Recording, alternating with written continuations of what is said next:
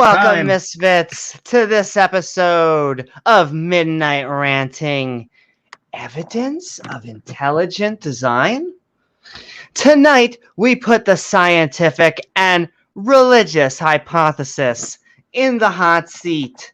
So won't you join us for some skeptic fun?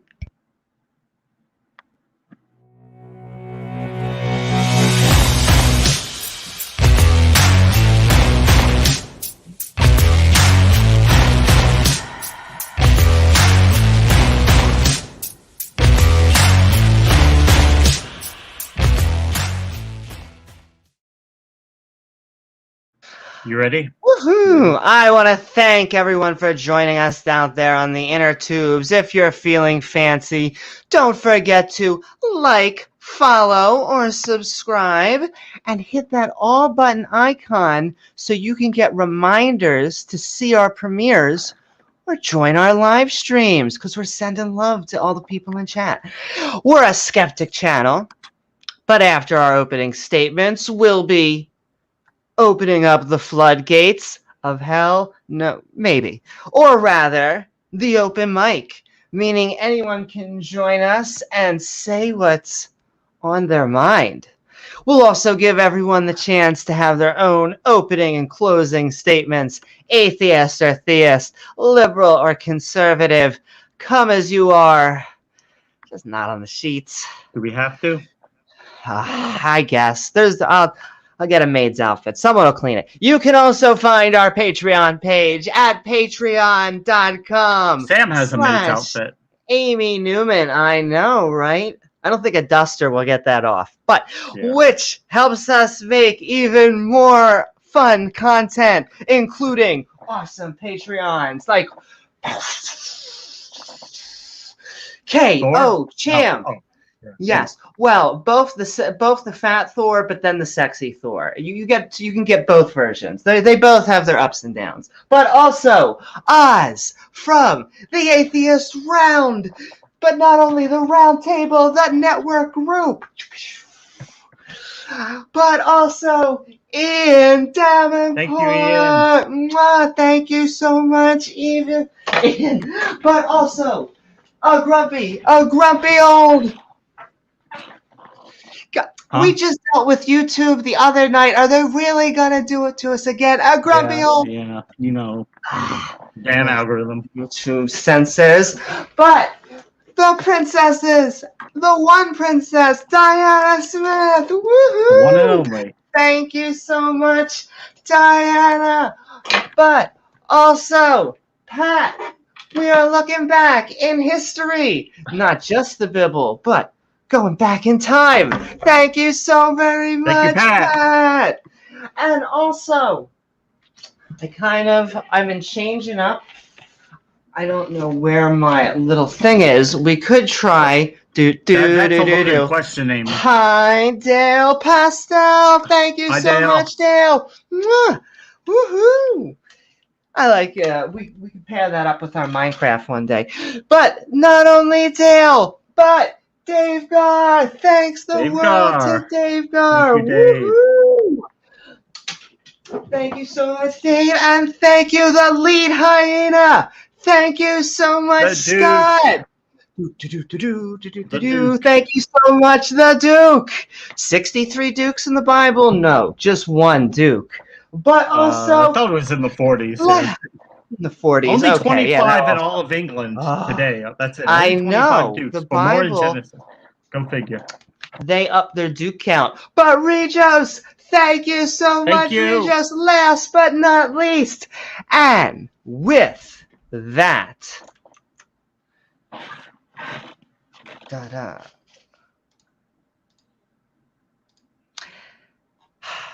evidence of intelligent design. Well, we see evidence of natural intelligence. That cat waited until you started talking. He was ready. Yeah. That's okay. I love my baby. He can interrupt me. Evidence of intelligent design. Well, anything can be evidence, including witness testimony. What we mean is there good evidence for intelligent design? For that, the answer would be no.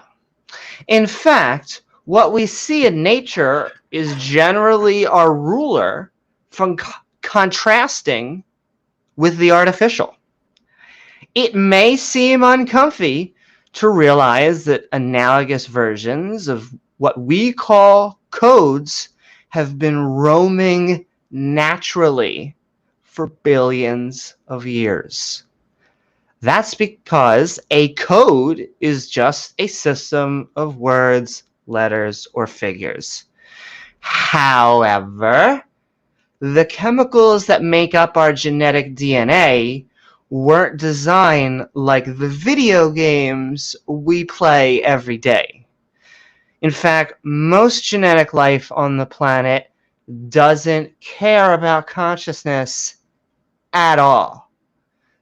Now, at this point, the creationists, intelligent design proponents, normally come with a flurry of attacks about evolution, even naturalistic experiments on the origins of life, which is funny because the problem that intelligent design proponents have is they don't have a theory and they don't get papers peer-reviewed in mainstream journals. Instead, they quote mine other people's papers from 10 to 20 years ago from people who would disagree with their intelligent design conclusion. I'll end with this. Sometimes life is complex, and sometimes we need to add complexity to our subject matter.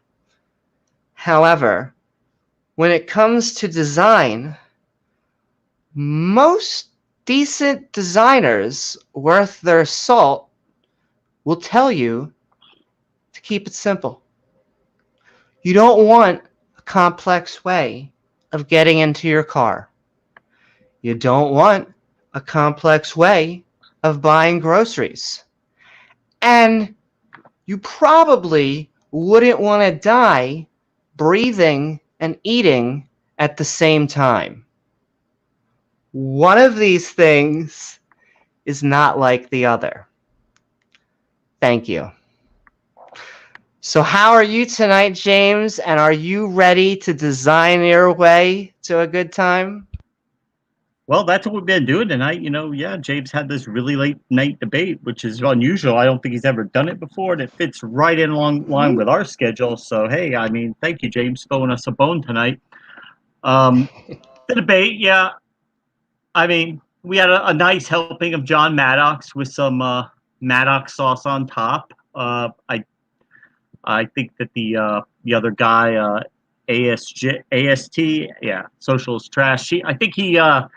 I don't think he really knew kind of what he was getting himself into, but I do like the one his approach, which Maddox specifically tries to engineer the entire debate to get around, because that what they don't want to talk about is who's the designer. Now, Maddox, he does have, don't let him fool you now, he does know who his designer is. You don't want to talk about it at that stage, but he does know. He has a strong idea who he thinks it was, but he doesn't want to talk about that. Now, why is that? Because, and this is actually very similar to what the Islamic apologists do on the broadcast, like the Thought Adventure podcast. Forget about Allah. Don't think about Allah. Just go through Kalam. And once you accept that there has to be a designer, once you accept that there is a designer, then it doesn't matter how bad the evidence is. It doesn't matter, okay, so we've got 10 of our proposed designers here. All the evidence for all 10 of them is really bad evidence. But if you assume that it absolutely has to be one of them, then all you can do is pick the one with the least bad evidence. They're all terrible evidence. They're all terrible, terribly unlikely for being gods of the universe. But if you assume that it absolutely must be one, then what are you left with doing? And that's the door that is being opened for you. Like, hey, I know we don't have great evidence. I know that our designer sounds a lot like all the other designers. And I mean, if you actually go through his books and what he says, he actually sounds like he's kind of a dick. But he tells us he's not. So, but it doesn't matter because he made this place. So even if he's a dick and you think he's a dick, he can still send you to hell. So you kind of might as well just be on his team, even if you really, really think he's kind of a dick. But yeah, that's that's basically what it boils down to. But yeah, really, really weak evidence for design. Using systems that are not biological and comparing them to biological systems, it really just doesn't work. Okay, we have biological, and we have non-biological, and we have things that are in the natural world, and you can use man-made codes, and you can make man-made structures. You can use mathematics to describe chemicals, and you can use chemical formulas and chemistry to tell us what's going on in there. You can take the combustion of fossil fuels and you can write a chemical formula out for that, and it looks like it's a bunch of numbers and symbols on paper. It's just gasoline burning in a car. It's not, it didn't have to be designed and planned out. It's just particles following the laws of physics, which, by the way, if you look around you, we look in the whole universe, you will only see one thing. You will see one thing and one thing only. You'll see particles obeying the laws of physics because that's the only thing that they can do. They can do nothing else. If you throw a marble up in the air, as the height that marble will go before it comes down is precisely controlled by the amount of force, plus is the gravitation, air resistance. If you know all that, you know exactly how far it's going to go, exactly how fast it's going to fall down, because it can't do anything else, because it's deterministic. It's matter following the laws of physics. That's all we see. We've never seen anything else. But they're going to tell us that a long time ago, before all that, some guy, a disembodied genie, he wrote all that stuff up. So that's why all that is. Don't have any good evidence for him, but yeah. Continuing, let's see what everybody has to say.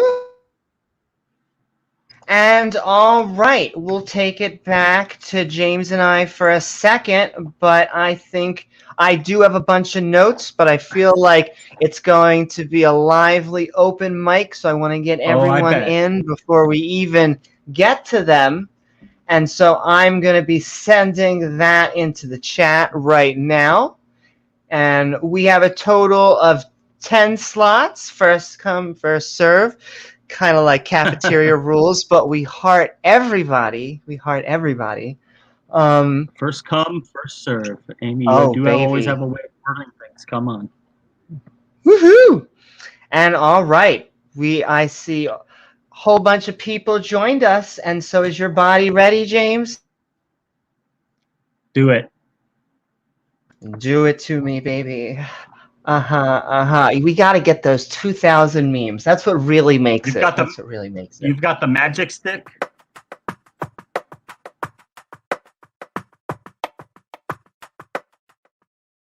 Why, yes, James, I do have the magic stick. It's funny you asked. And wow, so we already filled up with 10. I see more people joining. We will actually give us a little while, and I'm sure people will come in and out. That's also what she said. But we're just going to start off with Randolph. Wow. Randolph, I hope you are doing well tonight. We are looking for evidence for intelligent design. I feel like you may have a thing or two to say about that. So welcome. What are your thoughts about the debate, the subject? And I hope you're doing well. Oh, I'm doing really well. Thank you. Welcome. It's good to see you, James. I was really impressed by what you're saying, man. You're a smart guy.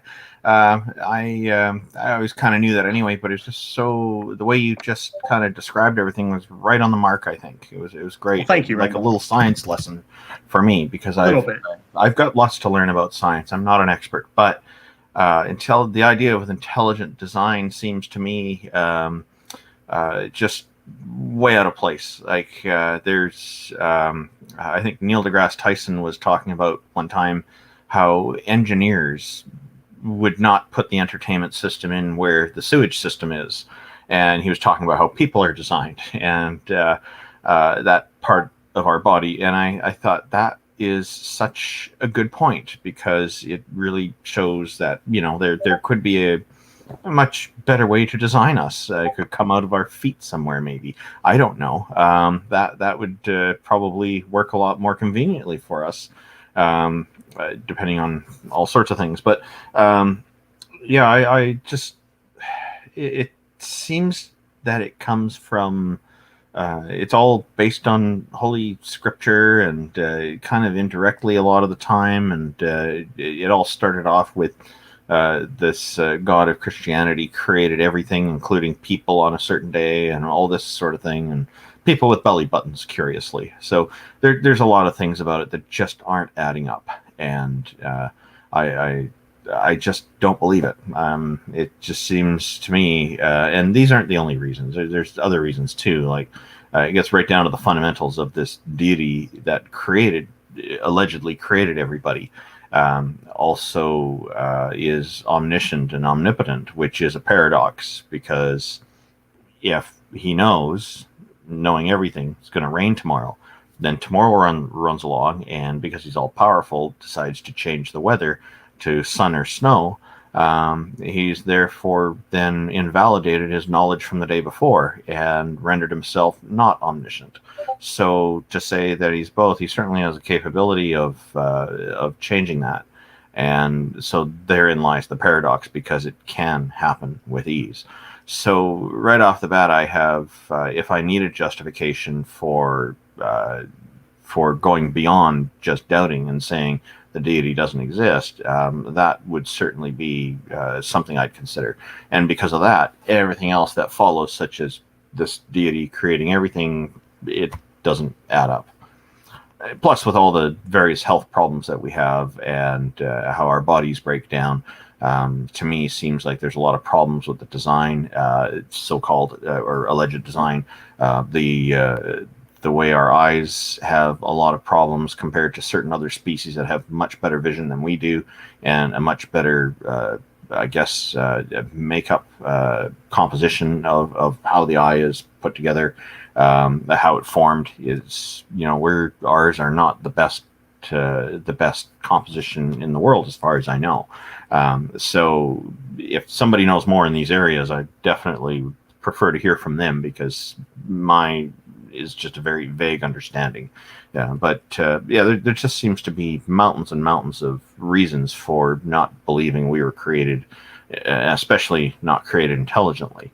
So I tend to side with what's with nature, and it seems like what Dr. Richard Carrier was talking about one time is that what we would expect to see developing in nature, evolution, abiogenesis, and things like that, is how things seem to be.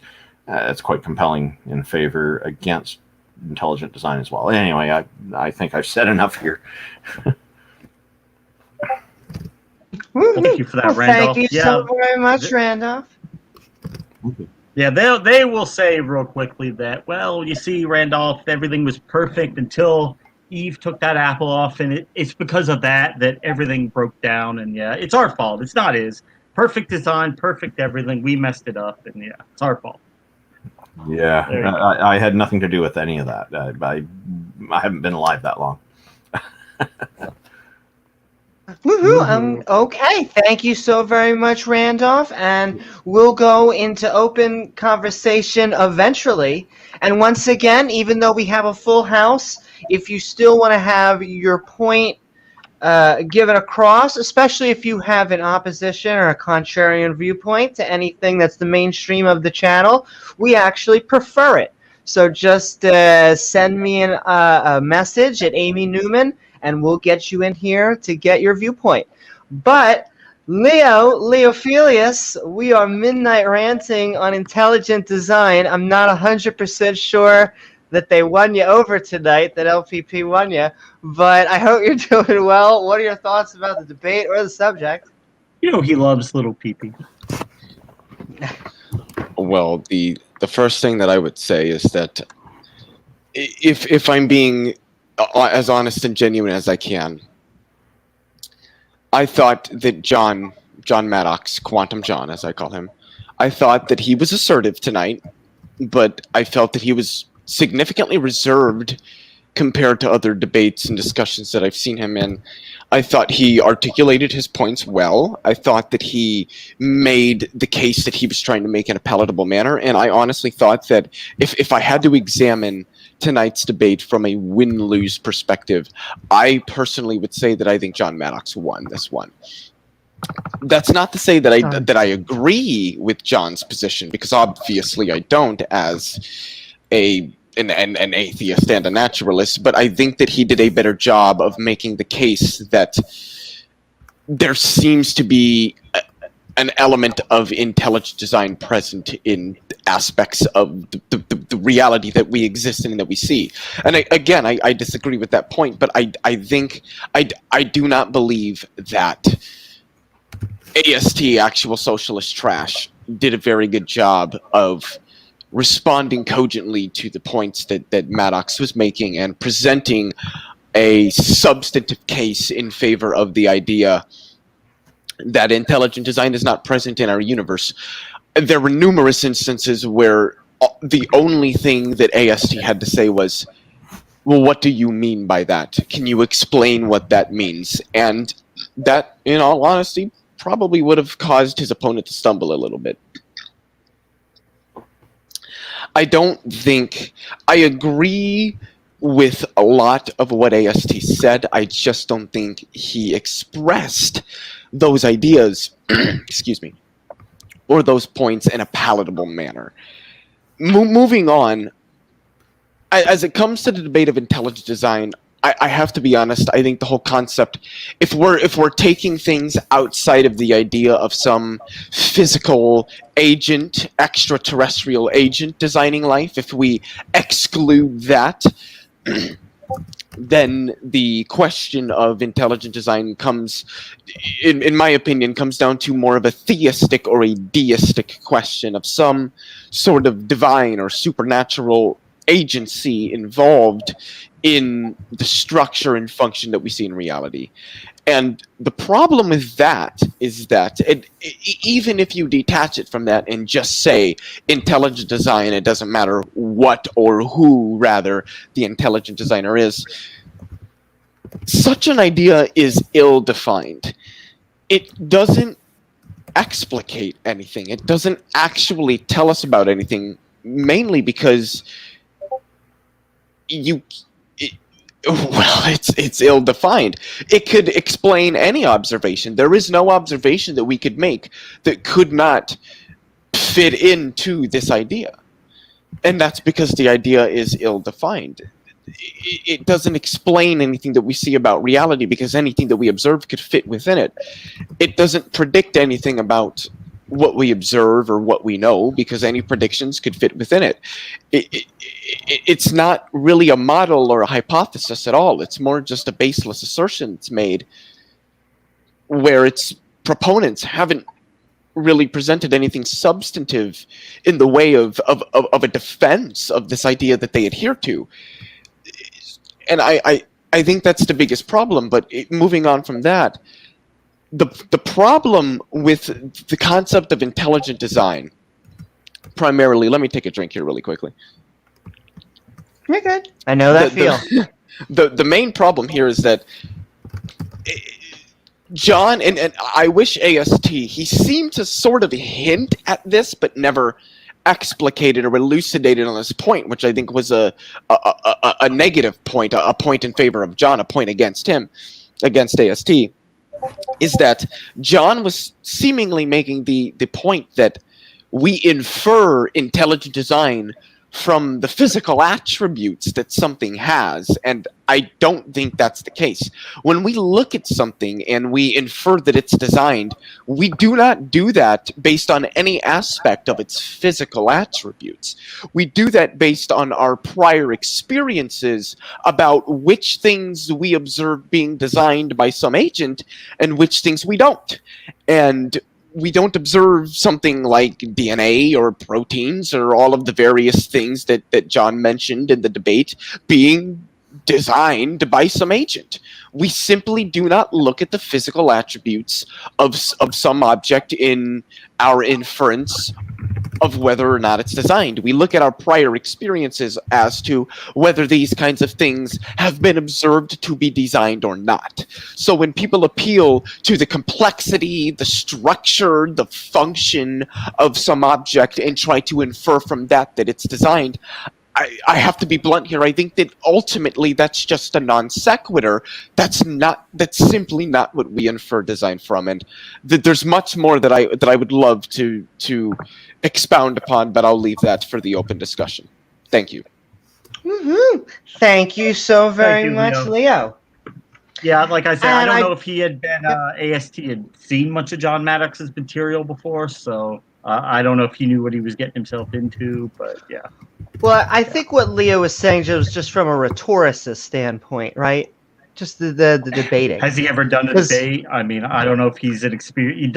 He appears not to be an experienced. I don't know, and in fact, well, I have points because I thought he did pretty good.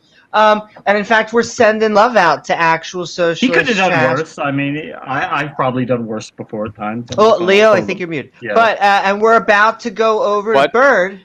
Oh, it looked like you were trying to say something, but you weren't. Oh, okay. No. But yes, sending love to actual socialist trash. If you want to just relax in there, feel free to just be comfy. If not, we're also sending the link. And okay, Bird is the word. We have been talking about the bird. And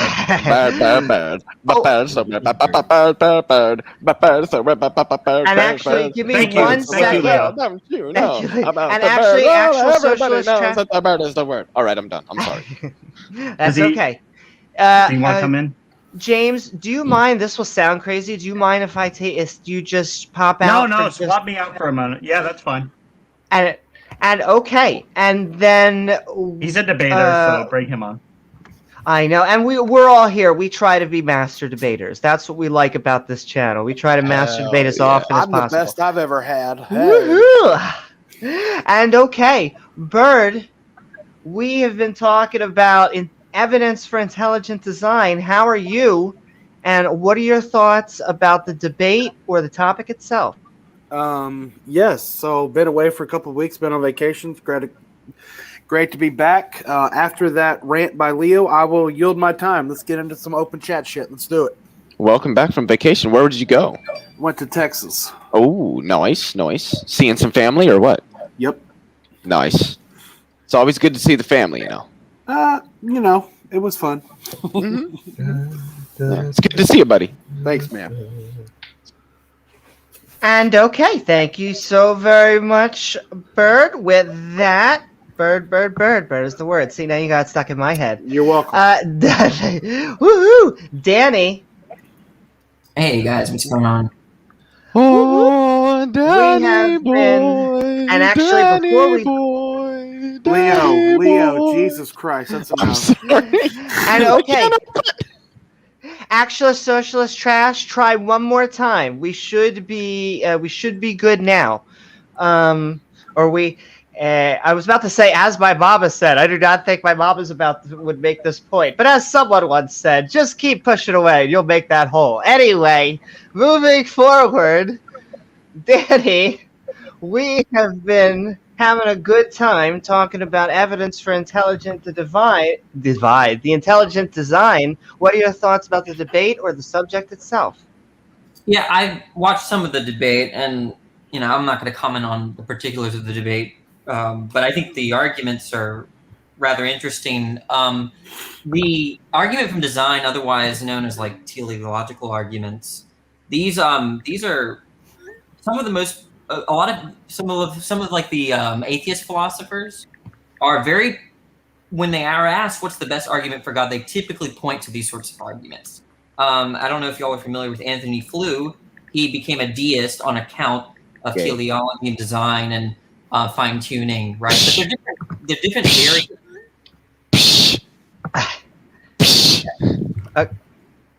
I think Leo is a little drunk, but anyways, yeah. But they're different kinds of design arguments, right? Leo, are you on drugs? Should you be? Yes, I am. Cannabis. Those are two different questions. Good sorry, not sorry. Yeah, but there are lots of design arguments, right? So the fine tuning is the one that you hear most often in the literature now. That's like the new design argument. But it goes all the way back for I mean, we have Paley. I think William Paley, all the way to like what we have now with the sort of like fine tuning constants and what the stuff that's emerged from physics and stuff. But with respect to John Maddox's argument about DNA. Those sorts of arguments, I think there are serious objections to them. For instance, I don't know how to compare a design thing versus an undesigned thing on a God worldview, a theistic worldview, because on most theist view, on most theist position, the theist position is that everything was created. That means everything was designed. So they're not really comparing anything designed with a non-designed thing as to establish a designed thing. I think that's a central problem, right? So they want to say something like DNA is designed, but a rock is supposedly not, but it is, right? So that's like one of the biggest problems that I have with the argument. And I agree with Leo as well that when we do come to conclusions about a thing being designed, it's mainly based on our background knowledge of that thing being designed, right? We associate, let's say, human beings with trucks. So when we see trucks, we associate human beings, right? It's not like if we saw a truck in nature and we didn't know something that looked like a truck or whatever, right? And we didn't have any background knowledge about human beings and trucks, there would be like a big open question as to how it came about naturally, right, rather than intentionally. But I don't want to suck the air out of the room, but those are my few thoughts on. There's a lot to talk about. So, you don't suck the air out of rooms, Danny. That's Leo's job. Woohoo! All right, I guess he's taking over for me, right? I'll take it. Hello. And okay, hello. Thank you so very much, Danny. And okay, I'm sure we have all a bunch of points to talk to, an open conversation, but we're going to keep on going down the line. Thank you so much, Danny. Atheist Junior. We have been looking for evidence on intelligent design, turning under the rocks. I hope you're doing well. What are your thoughts about the debate, the subject? We normally add on tacos, but any one of those. I love you, Amy. Can I just say that? Okay. So, despite a couple surprises, this debate went exactly like I expected it would. LPP spent the entire runtime posing the same damn arguments that he always does. I know some people, like Leo, think ASC maybe didn't do a good job dealing with Maddox's arguments or didn't know the topic, but in my opinion, I think LPP and the ID proponents in general need to cut the crap. Like, we know you're talking about the Christian God, but you want to obfuscate that fact by taking creationist arguments from 20 years ago and dressing them up in scientific jargon and word salad until you sound smart. And then, you ask a vaguely worded question. And since you've intentionally done a piss poor job of communicating what your question is, when your debate opponent is unable to answer it because they don't know what the fuck you're talking about, then you get to act smug and call them stupid. So rinse and repeat. In my opinion, AST did a good job by just repeatedly asking LPP to tell us about his designer, which Maddox dodged over and over and over again. I mean, he can define microscopic structures in the human body as nanomachines or robots. And I mean, the field of biological machines is an interesting scientific field, but like I said before, this is just a reframing of creationist arguments like every painting needs a painter, which is literally some Ray Comfort shit. I mean, I thought ASD made a great point. We said that we have a precedent of humans designing code and other things, but we don't have that for a universe being designed. And, you know, to quote Aaron Ra, if a building needs a builder and a painting needs a painter, does that mean reality requires a realtor? So the ID people, they want to hide their Christian God as being the idea. But if that's true, then they have to accept that this means you can only get to, at best, a deistic God, or even like an advanced alien species, or some cringy Elon Musk simulation theory.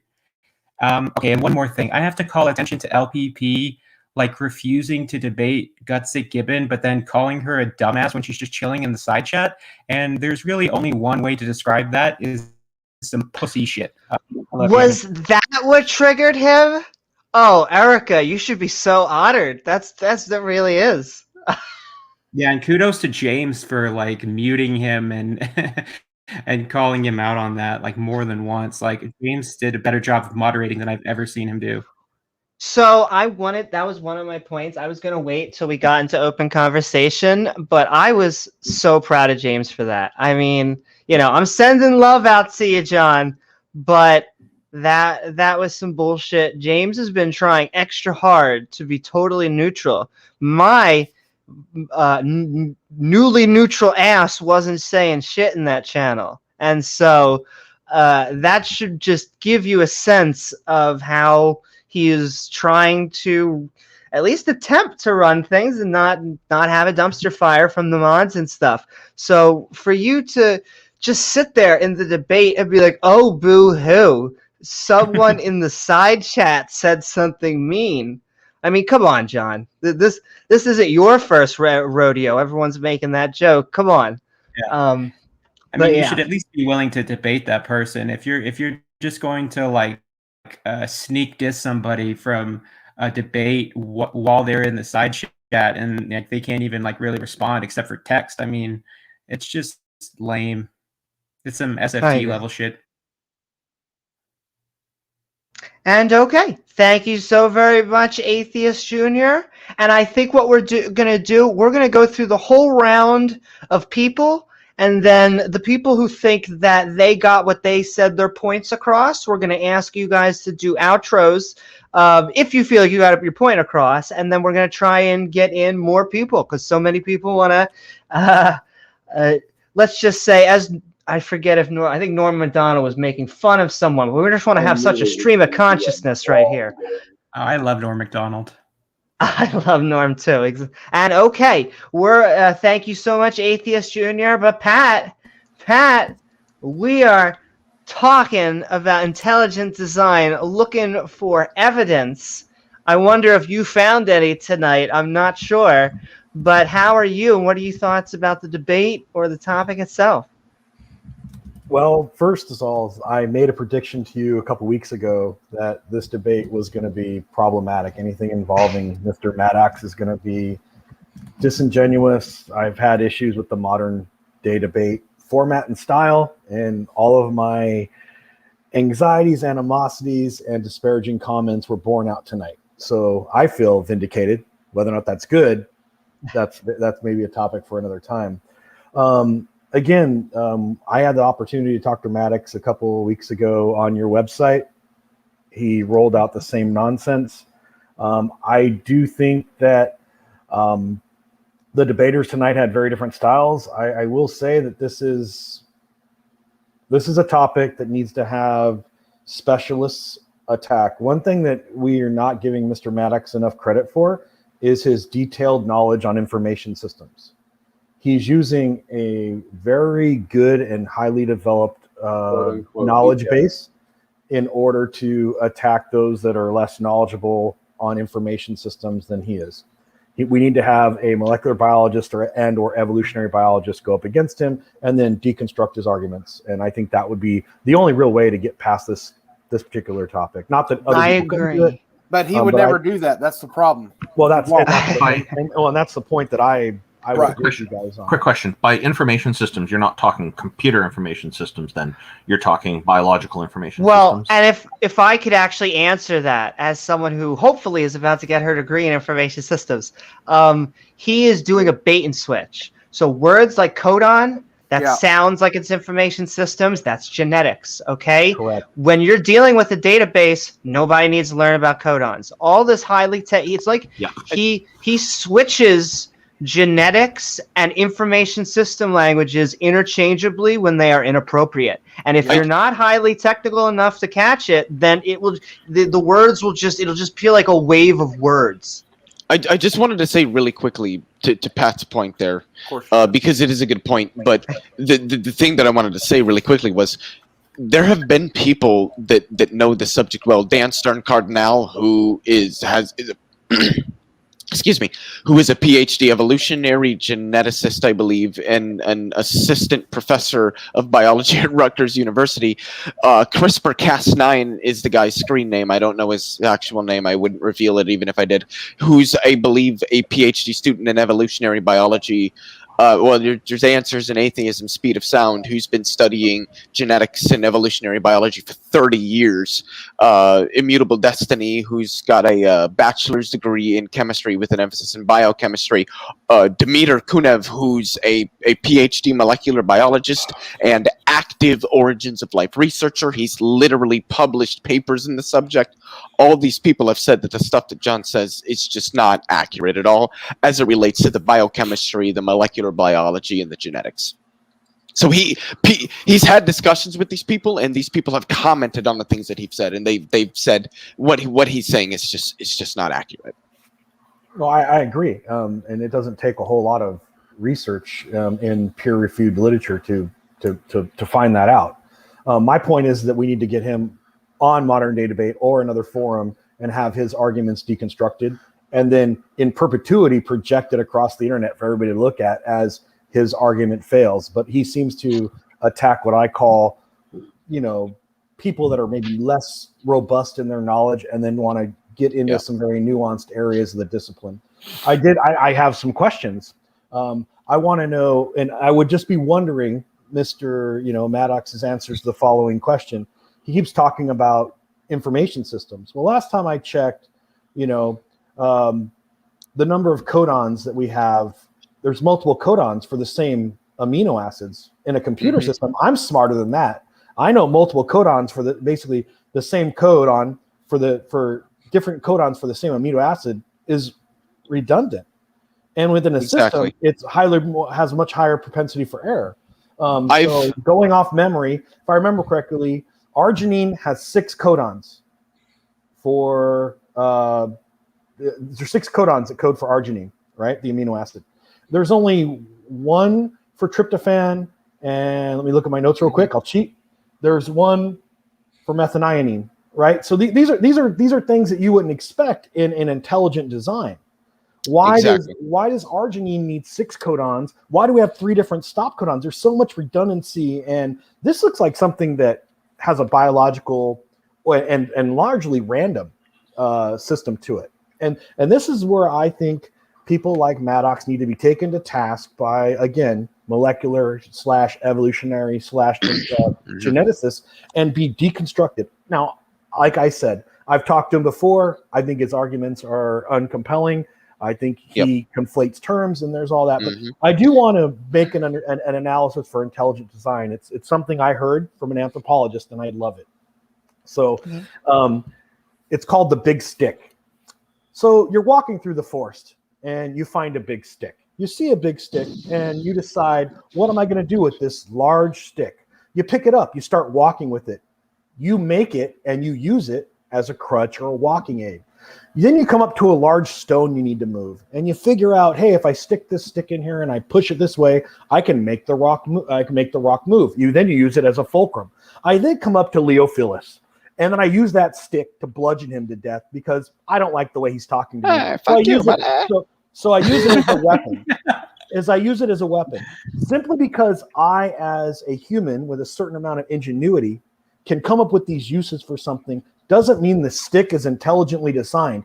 It's used and applied in a variety of intelligent manners. And when he talks about modern information systems, these are the computer people, taking genetic code and using it as a storage system, that's nothing different than finding a big stick. They found a big stick and found an application for it. And because they found an application, they want to say, no, but the stick's intelligently designed. No, it's a big stick. And with that, I will, if you want to kick me, Amy, that's fine. If not, I can stay and I did want to say really quickly, and then I think we should get Amaretto in here. But I just really quickly, I've heard some PhD molecular biologists and geneticists comment as to some of the points that John Maddox has made, and you really ought to hear what they say, because it's classic. It really is. You know, it's nothing like offensive or insulting to John, but it's just. The theme that you get is that obviously this is an individual who understands the stuff, superficially, but below that doesn't have much of an understanding. The other thing I wanted to say just very quickly was I've spoken with somebody, Landon Kurt Knoll, who has. Thanks for your opening, Pat. He's got world records in largest Mersenne prime numbers discovered. He helped literally develop the internet. He's a world-renowned computer scientist. And I've run some of devil's advocate, run some of the arguments that Maddox gives by him, and he says, there are going to be similarities between the way that we see the molecular, biological, and the chemical structure of life and what we see in computer science. But that doesn't mean that there's a one-to-one relation. That doesn't mean that there's an identity relation there. And I think that's the big point that's overlooked. Anyway, let's get Amaretto in here. I want to quickly say that I think that the biology and the molecular stuff and the chemistry is actually mostly irrelevant, because I think there's just a problem in reasoning, right? The idea is that no matter what biological fact, no matter what chemical fact, it's not going to establish the conclusion, right? So you don't need to. I kind of disagree with you, Pat, to some extent, and to the extent that you don't need to know anything about biology, chemistry to object to what LPP is saying. I mean, I agree, but let's get Amaretto in here for the open discussion, guys. Yeah, I don't want to keep her waiting. And what you said, Pat, you can stay in for a little bit longer, actually. But at the end, once we go through, I think we have Amaretto, Sunflower, Brain Bug, and I think Nick is going. Did Nick say? Oh, he said he had to go. Okay, well, sending love to you anyway, Nick. And so we're going to get all those people in, and then I think we're going to send a call out for anyone who wants to leave if they haven't gotten their points across, and add in new people. And then once everyone is ready, we're sending into open discussion. And okay, with that I love my monologues. I can't help it. Thank you so very much, Pat. But Amaretto, we have been Midnight Ranting, looking for some evidence for intelligent design. I hope you're doing well. And what are your thoughts about the debate, the topic, or anything we've been talking about? Hey, y'all. So I was a little bit late to the debate, so I have to go back and rewatch. However, I was kind of active in the chat, towards the end of the debate. And this topic gets me because I am a theist. And, on some level, I do think, there is some creative being. However, that being said, if I'm remembering correctly, and I pulled up some stuff just to refresh my memory, it looks like, intelligent design theory, at least here in the US, is kind of created to oppose evolution being taught in public schools. And so, I kind of you have to look at the source material. There's, let me find it. Did I lose it? Darn. It was actually, okay, so there are three major examples that allegedly can't be explained by natural means. And this is from Michael Behe, who's a leading scientific spokesperson for intelligent design, as per Britannica. Michael Behe? Yeah. So the bacterial flagellum, which is how bacteria move around. Which has been explained. The cascade of molecular reactions that occur in blood clotting or coagulation. Which has been explained. And the immune system. Which has been explained. What the fuck is this guy? Oh, my God. Yeah, it was explained to him in court.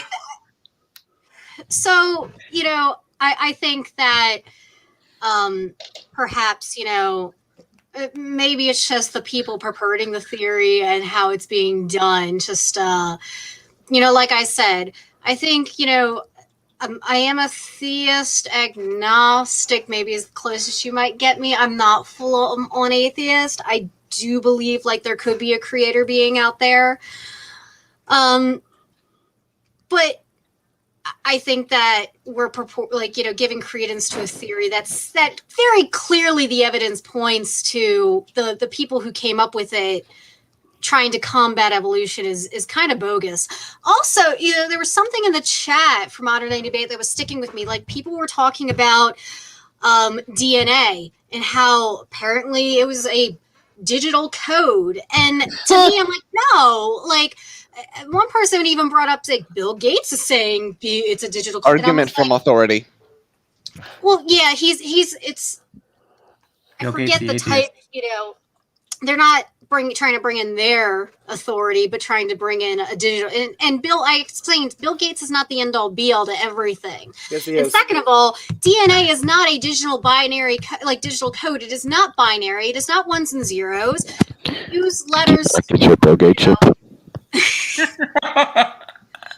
I got mine. But I just think I'm in the Modern Day Debate chat and I'm literally saying some of the way some of y'all theists talk, like it makes me embarrassed to be on the same team as you. Like, oh my God. You should be. I can't sympathize with that, but I would imagine it's a bit frustrating. Okay, we'll take I you. can sympathize with it, actually, in the sense that I have to deal with what I call quote-unquote new atheists all the time, but we're not going to get into that right now, and it's fucking frustrating. I mean, Are those atheists that are just born new atheists? The best equivalent I can make to how I was feeling reading some of the stuff in the general feeling like I'm a theist, but what the hell is wrong with all of y'all? Like, I don't want to be on the same team as y'all. Is that it's like the young, like Gen Z, like LGBTQ people who are trying to say that bi and pan lesbians can't exist and canceling the pansexual flag because the creator like is okay with bi and pan lesbians, and it's just it's some of the discourse going on right now. Yeah, I think it's really sad. And I mean, also the same people who are saying, some of those people are also like asexuality and transgender, don't belong in it. And I'm just, it's all of that kind of dumb stuff. Are we I think talking non-stick or cast iron? You're right to distinguish Non-stick. intelligent Non-stick. design and That is offensive. and the teleological arguments, right? Because teleological arguments have been around for a long time. Those are basically design arguments, like William Paley, the watchmaker stuff. Mhm. That was around Darwin's time, right? Darwin was reading Paley, right?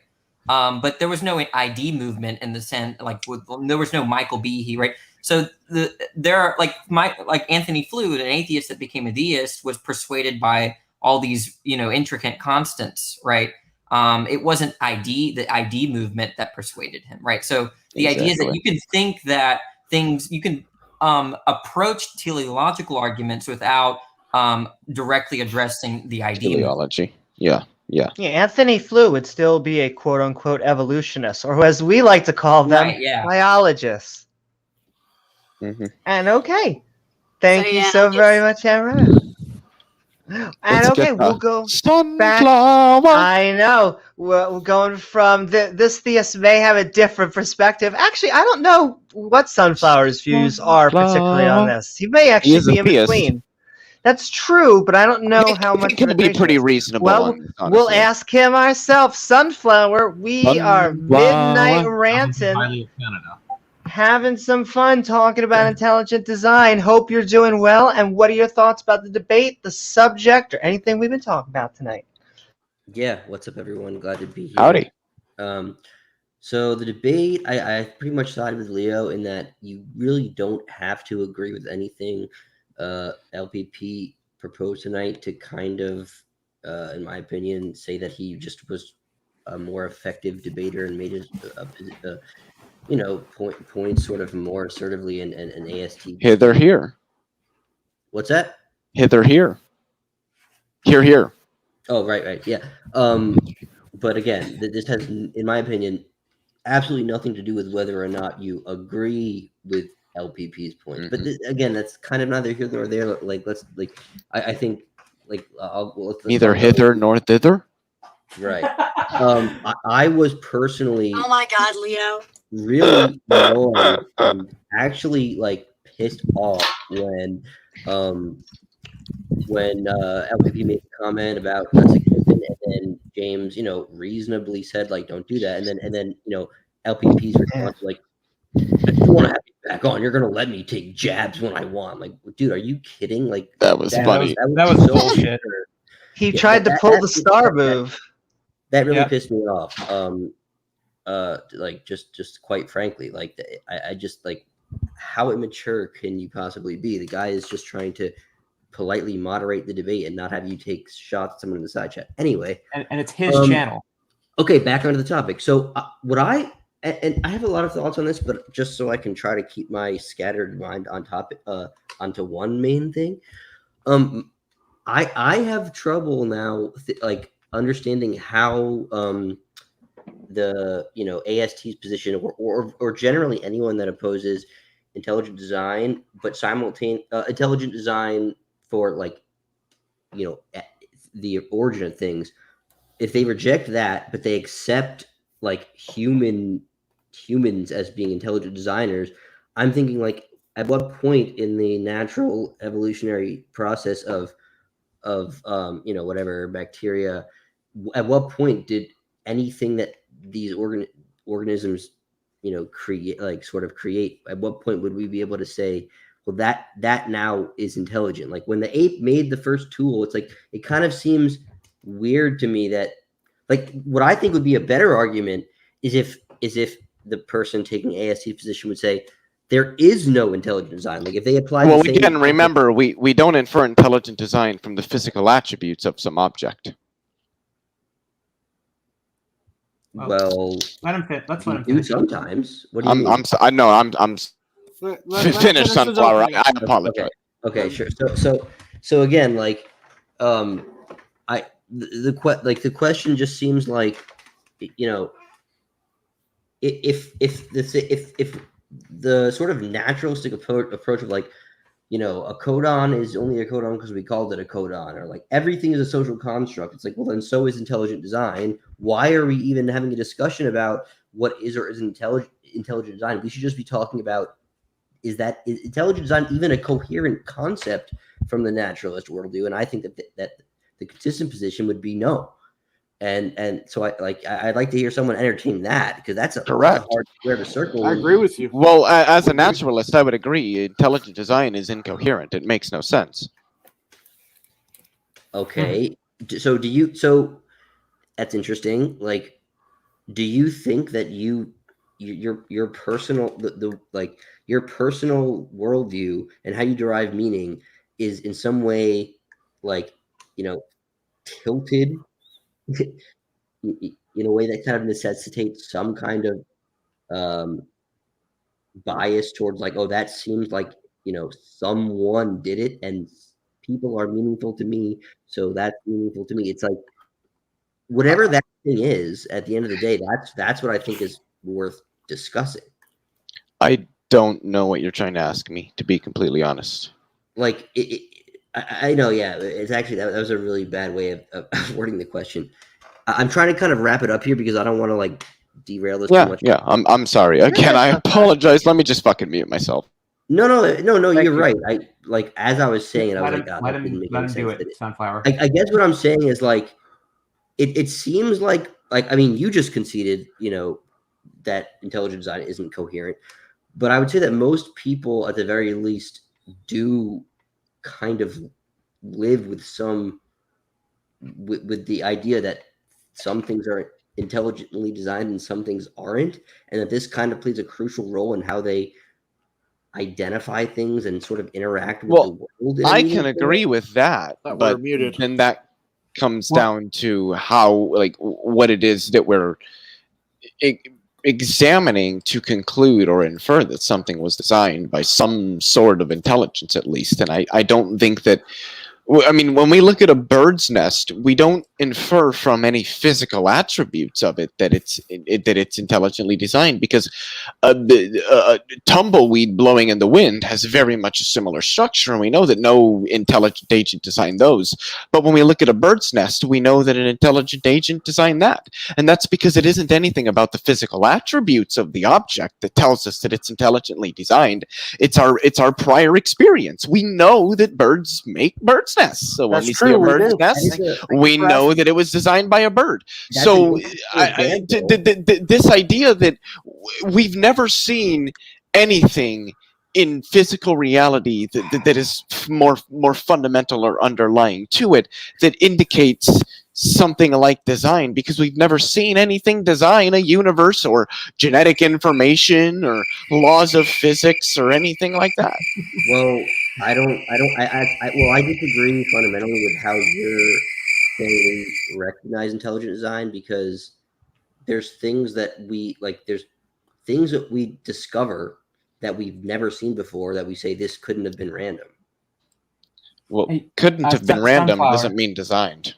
Can I quote Dwayne Gish real quick? He said that atheists argue against intelligent design using arguments that they designed. Now, I don't agree with that, but is that kind of what you were saying, or am I off? No, that's not what I was saying. What I was saying is, honestly, it kind of goes back to a question that I got brought up once, and then Nick responded to. It was really the Hume's hard problem of induction here, right? It's like Hume's problem of induction. You can dismiss things. You can do an exercise in skepticism. Okay, this is something I believe in the deepest core of my being. Doing exercises in skepticism is fun and sometimes very useful, but it says nothing about how individual people interact with the world.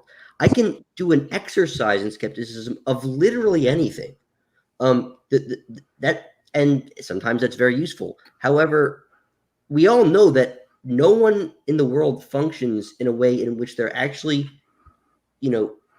compelled to be skeptical of every single thing, right? Like that's your life becomes so. I want to try to defend you. Well, before I do want to make a point. Okay, go. Go ahead. It's your channel. No, Amy, go.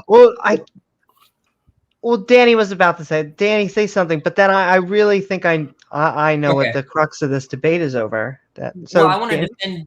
I'm no proponent of teleological arguments, but there is something what Sunflower is saying. There's something about what he's saying is kind of mind-boggling. If we only have background knowledge of the organisms here on Earth, right? We have background knowledge of animals, birds, and humans and whatnot. Now, thanks, Danny.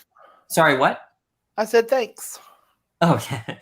But if we go to another planet and saw something like that had dials and meters and something that looked like a steering wheel, but kind of looks very at the same time look very different than anything that we've kind of managed to come up with technologically speaking, are we licensed the inference that was designed right? Now, the thing is that none of our background knowledge, we have no background knowledge of any aliens or extraterrestrials, right?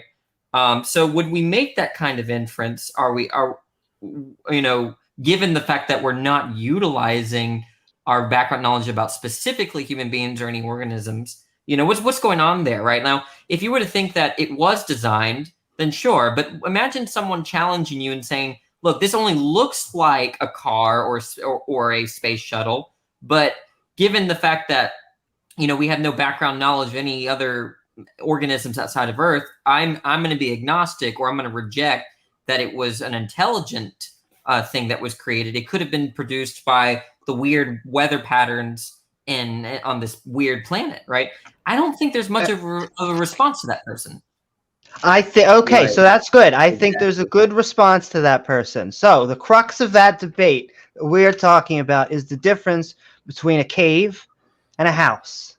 What is the difference between a cave and a house? A cave is naturally forming. It's perfect, so quote unquote, for humans to live inside. and so is a house. But caves are naturally forming. You don't need intelligent design to have them come about, but a house has to. And a house has certain telltale signs of design, even though they both end up with the same net result. And those differences and how those two things form and how they get there is exactly what we're talking about. But they don't end up in the same result. This is why no one lives in caves anymore. That's not true. Yeah, that's not true. And wait, if I throw you on an island, I feel like if the choice was cave or you building the house, you may very much well start at the cave again. Can I ask a quick question? Can we Or reduce no? the screen so that everybody is visible? Since we're sort of Well, yeah, if you would let Sunflower finish, Leo, then we could. Well, I was assuming he was done considering for like the last 8 minutes. well, There's I'm been numerous afraid people once- talking. well, I mean, if so- Sunflower isn't done, then yes, obviously we should let him finish. But I think I made the reasonable inference that he was obviously done, considering that numerous people have been engaged in the discussion for quite some time now. Yeah, no problem. And so we have Brain Bug after Sunflower, and then Bubble. I think you need to reconnect. It still doesn't have any of your devices located. But then we're going to let Brain Bug in, and we'll go into open conversation. Let anyone out who wants to be let out, and let them come in. But we'll go into open conversation at that time. So Sunflower, finish your point, and then we're going to Brain Bug. Okay, yeah, really quick. And yeah, I'm not I don't feel any like sort of bitterness. Again, I have a sort of a scattered thoughts on this, and I could go on forever, but I don't want to. But yeah, I mean, about the cave and house thing, I feel like my opinion, I would just say, like, all that illustrates is that intelligent design became necessary at a certain point. Like, you know, I would look at that as like something like prosthetics. It's like, is a you wouldn't view like if you gave like a, you know, like sometimes they give like animals, like, oh, the puppy has a prosthetic, you know, legs.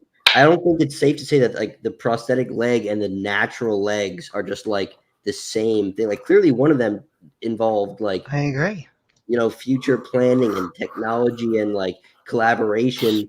So is there a similar function? Yes, but one of them, in my opinion, was the result of like intelligent agents deliberately collaborating to design something that has a distinct purpose. I don't know. Okay, anyway, it's an interesting conversation. I don't want to hog up too much time. Let's let Brain. But That's you wouldn't okay. think the leg is intelligently designed, given your theism. Hold on. Yeah, that's true. But I was making that argument in the same context of the cave versus house thing. It's like, I think a more sort of potent example, like cave versus house, is like, they're similar. Like prosthetic limb versus. Do you think rocks are designed? Wait, hold on. Wait, just answer, let him answer that. Do you think I rocks think are rocks designed? are designed, possibly, but I don't. What is not designed? Oh Lord. What is Have not mercy. designed? Peace out, Trace. I love you, buddy. The results of inadvertent or accidental things. Like if I'm trying to, you know, if I'm focused on doing something like building a boat and my elbow knocks into something, and that whatever results from that wasn't designed. But those objects are designed in virtue of everything being created by God, right? Well, again, I'm trying to sort of play devil's advocate from the atheist worldview here. I'm not trying to invoke my own theism. We don't need you to. We're good. I'm not trying to even invoke, because again, intelligent design, it could be aliens. I'm not trying to sit here and say, oh, all of you guys believe in God now. So, Nick. But do you see my point there? It's like, it seems like nothing is not, everything is designed on a theistic worldview, like especially of the monotheistic traditions, right? I mean, I just don't see, like, I mean, the speck of dust on your desk or on top of your computer is designed. Well, it may have been designed originally, but like tools in a sandbox, like if I put someone in a sandbox, I might have designed the sandbox and all the things in it, but what they make of the stuff in it, to say that I designed those things also is a little bit, at that point, I'm not so sure. And we could keep on going down. I'm going to interrupt you there. Okay, yeah. Because we're going to get Brain Bug in. Amy, I'm going to take my leave. I appreciate you having me on. Okay. If you want, Danny, do you want to say a final word before you leave?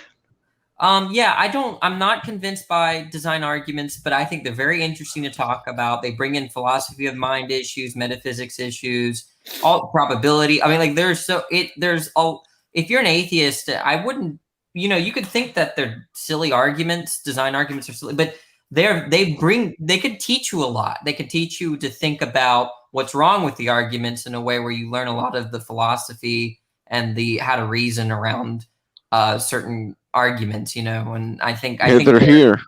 I think they're valuable to entertain. So I'm gonna leave it at that. Thank you. Thank you so very much, Danny, and also thank you so much, Atheist Junior. I think he said he jumped out. Heart you. So thank you both, Atheist Junior and Danny. You guys are mensches as always. Got to throw out my Yiddish. Okay, and Brainbug. We have been midnight ranting. We've been having some fun talking about intelligent design. I hope you're doing well. Looking for evidence for it. I hope you're doing well. And what are your thoughts about the debate or the subject itself? Okay, so I'm probably gonna, as far as the debate goes, I would parrot what a lot of what Sunflower just said about the debate and what Leo said about it. That was kind of my interpretation of it too. I don't know if what was it? AST. Actual I don't know if that was how many debates. Actual Socialist Chat. I'm not familiar with them at all, but I don't know how many debates they've been in. Maddox is definitely a seasoned debater, so he did as far as the decorum of debate. Snap at Erica there, but as with his handling of the actual interactions with his interlocutor, though, I think he did perform better. So I am going to say that. As far as the cave analogy we were talking about a moment ago, the cave is a house if you use it as a house, and if it meets your definition of a house, depending on how you want to define that. So that's why these words and why language changes.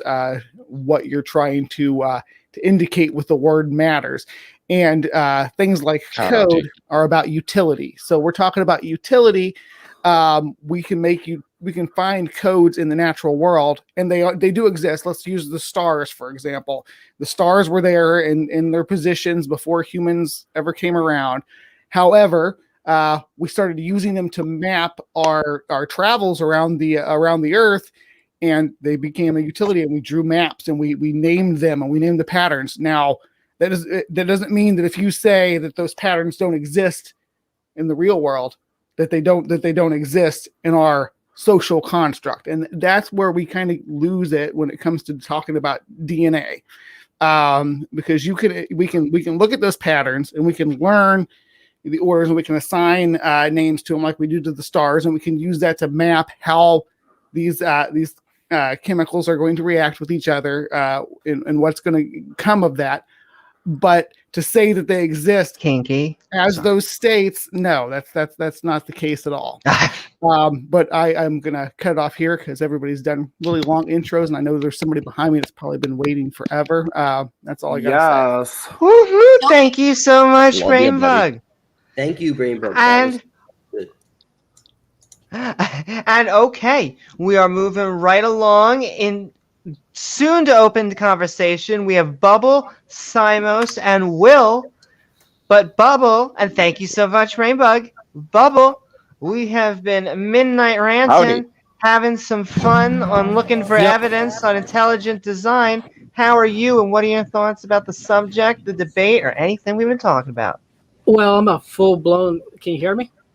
Yes. Yes. Very what are you a full-blown? I'm excited now. Oh, I'm a full-blown creationist. Yeah. Woo-hoo. There's for many reasons. I attack it from different angles.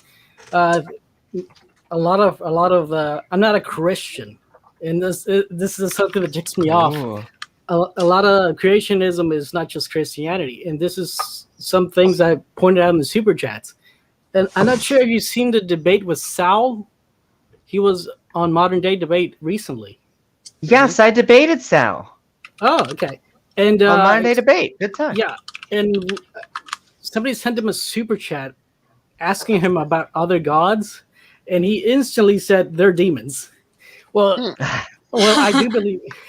Yeah, well, I took that like that's very disingenuous, I do believe in other gods, but it's also a scientific way of approaching it as well. For example, Darwinian evolution. It has too many mathematical challenges. For example, he just brought up the tumbleweed as not having having signs of intelligent design.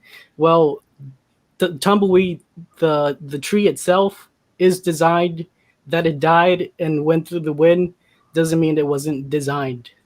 That's just a reproductive method that it uses to disperse its seeds over a wider area. So the further that it could roll in the ecology, the more successful its offspring would be. So the ones that rolled further and had the shape and proper dynamics to spread the seeds further They were the likely ones that were propagated. successful.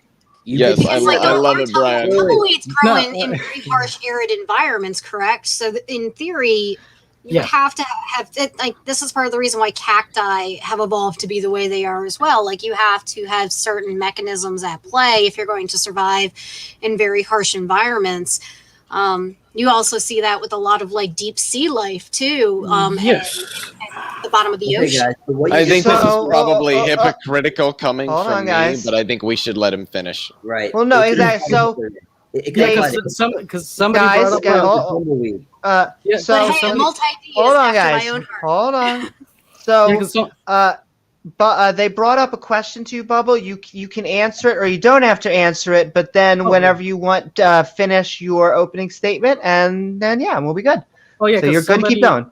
Somebody brought up the bird's nest as being designed, but the tumbleweed as not being designed. Where like the tumbleweed is clearly designed from these things, the things you guys just said. No. Here, let me read you what Let him evolution is. finish. Evolution has no pinnacle, and there's no such thing as evolutionary progress. Natural selection is simply a process by which life forms change to suit a myriad of opportunities afforded them by the physical environment. What's Yes. that from? What's that from? Oh, Interesting. What was the name of that author? I'm sorry, I didn't catch Yeah, that. the camera is a little bit fuzzy. Yeah, we. Can you? No, we need you to read it. Matt because Ridley. Matt Matt Ridley. Ridley. Okay. I think I've heard of that. I have a buddy I know who I think has that book. I'll have to ask him about it. yeah, I read this a long time ago. I don't know, but I think he is an evolutionist, but it's still a really good book, I think. Also, there's other ways we can test this theory of gods. For example, I think it was also in that Sal debate. I was debating people in the comments, and I told some of them, if you really don't believe in gods and etc., well, why don't you test the waters? Why don't you whip out a Ouija board, go to a documented haunted place, and use documented techniques to get in contact with the Oh, supernatural? I'd so love to do that. Oh, why don't you prove your God first? Oh, I'm- no, whoa, let I'm him not let him gonna touch- finish. whoa. Let him finish. Can I say I spent I'm a- decades doing that? So I'm a creationist. I'm not gonna touch the other side because I've seen it. I know Kinky. buddies have seen it. And if you really want to prove to yourself, be warned. Go to a documented place and try to mess around with it, and that's evidence for No, it's not. gods. So I- No.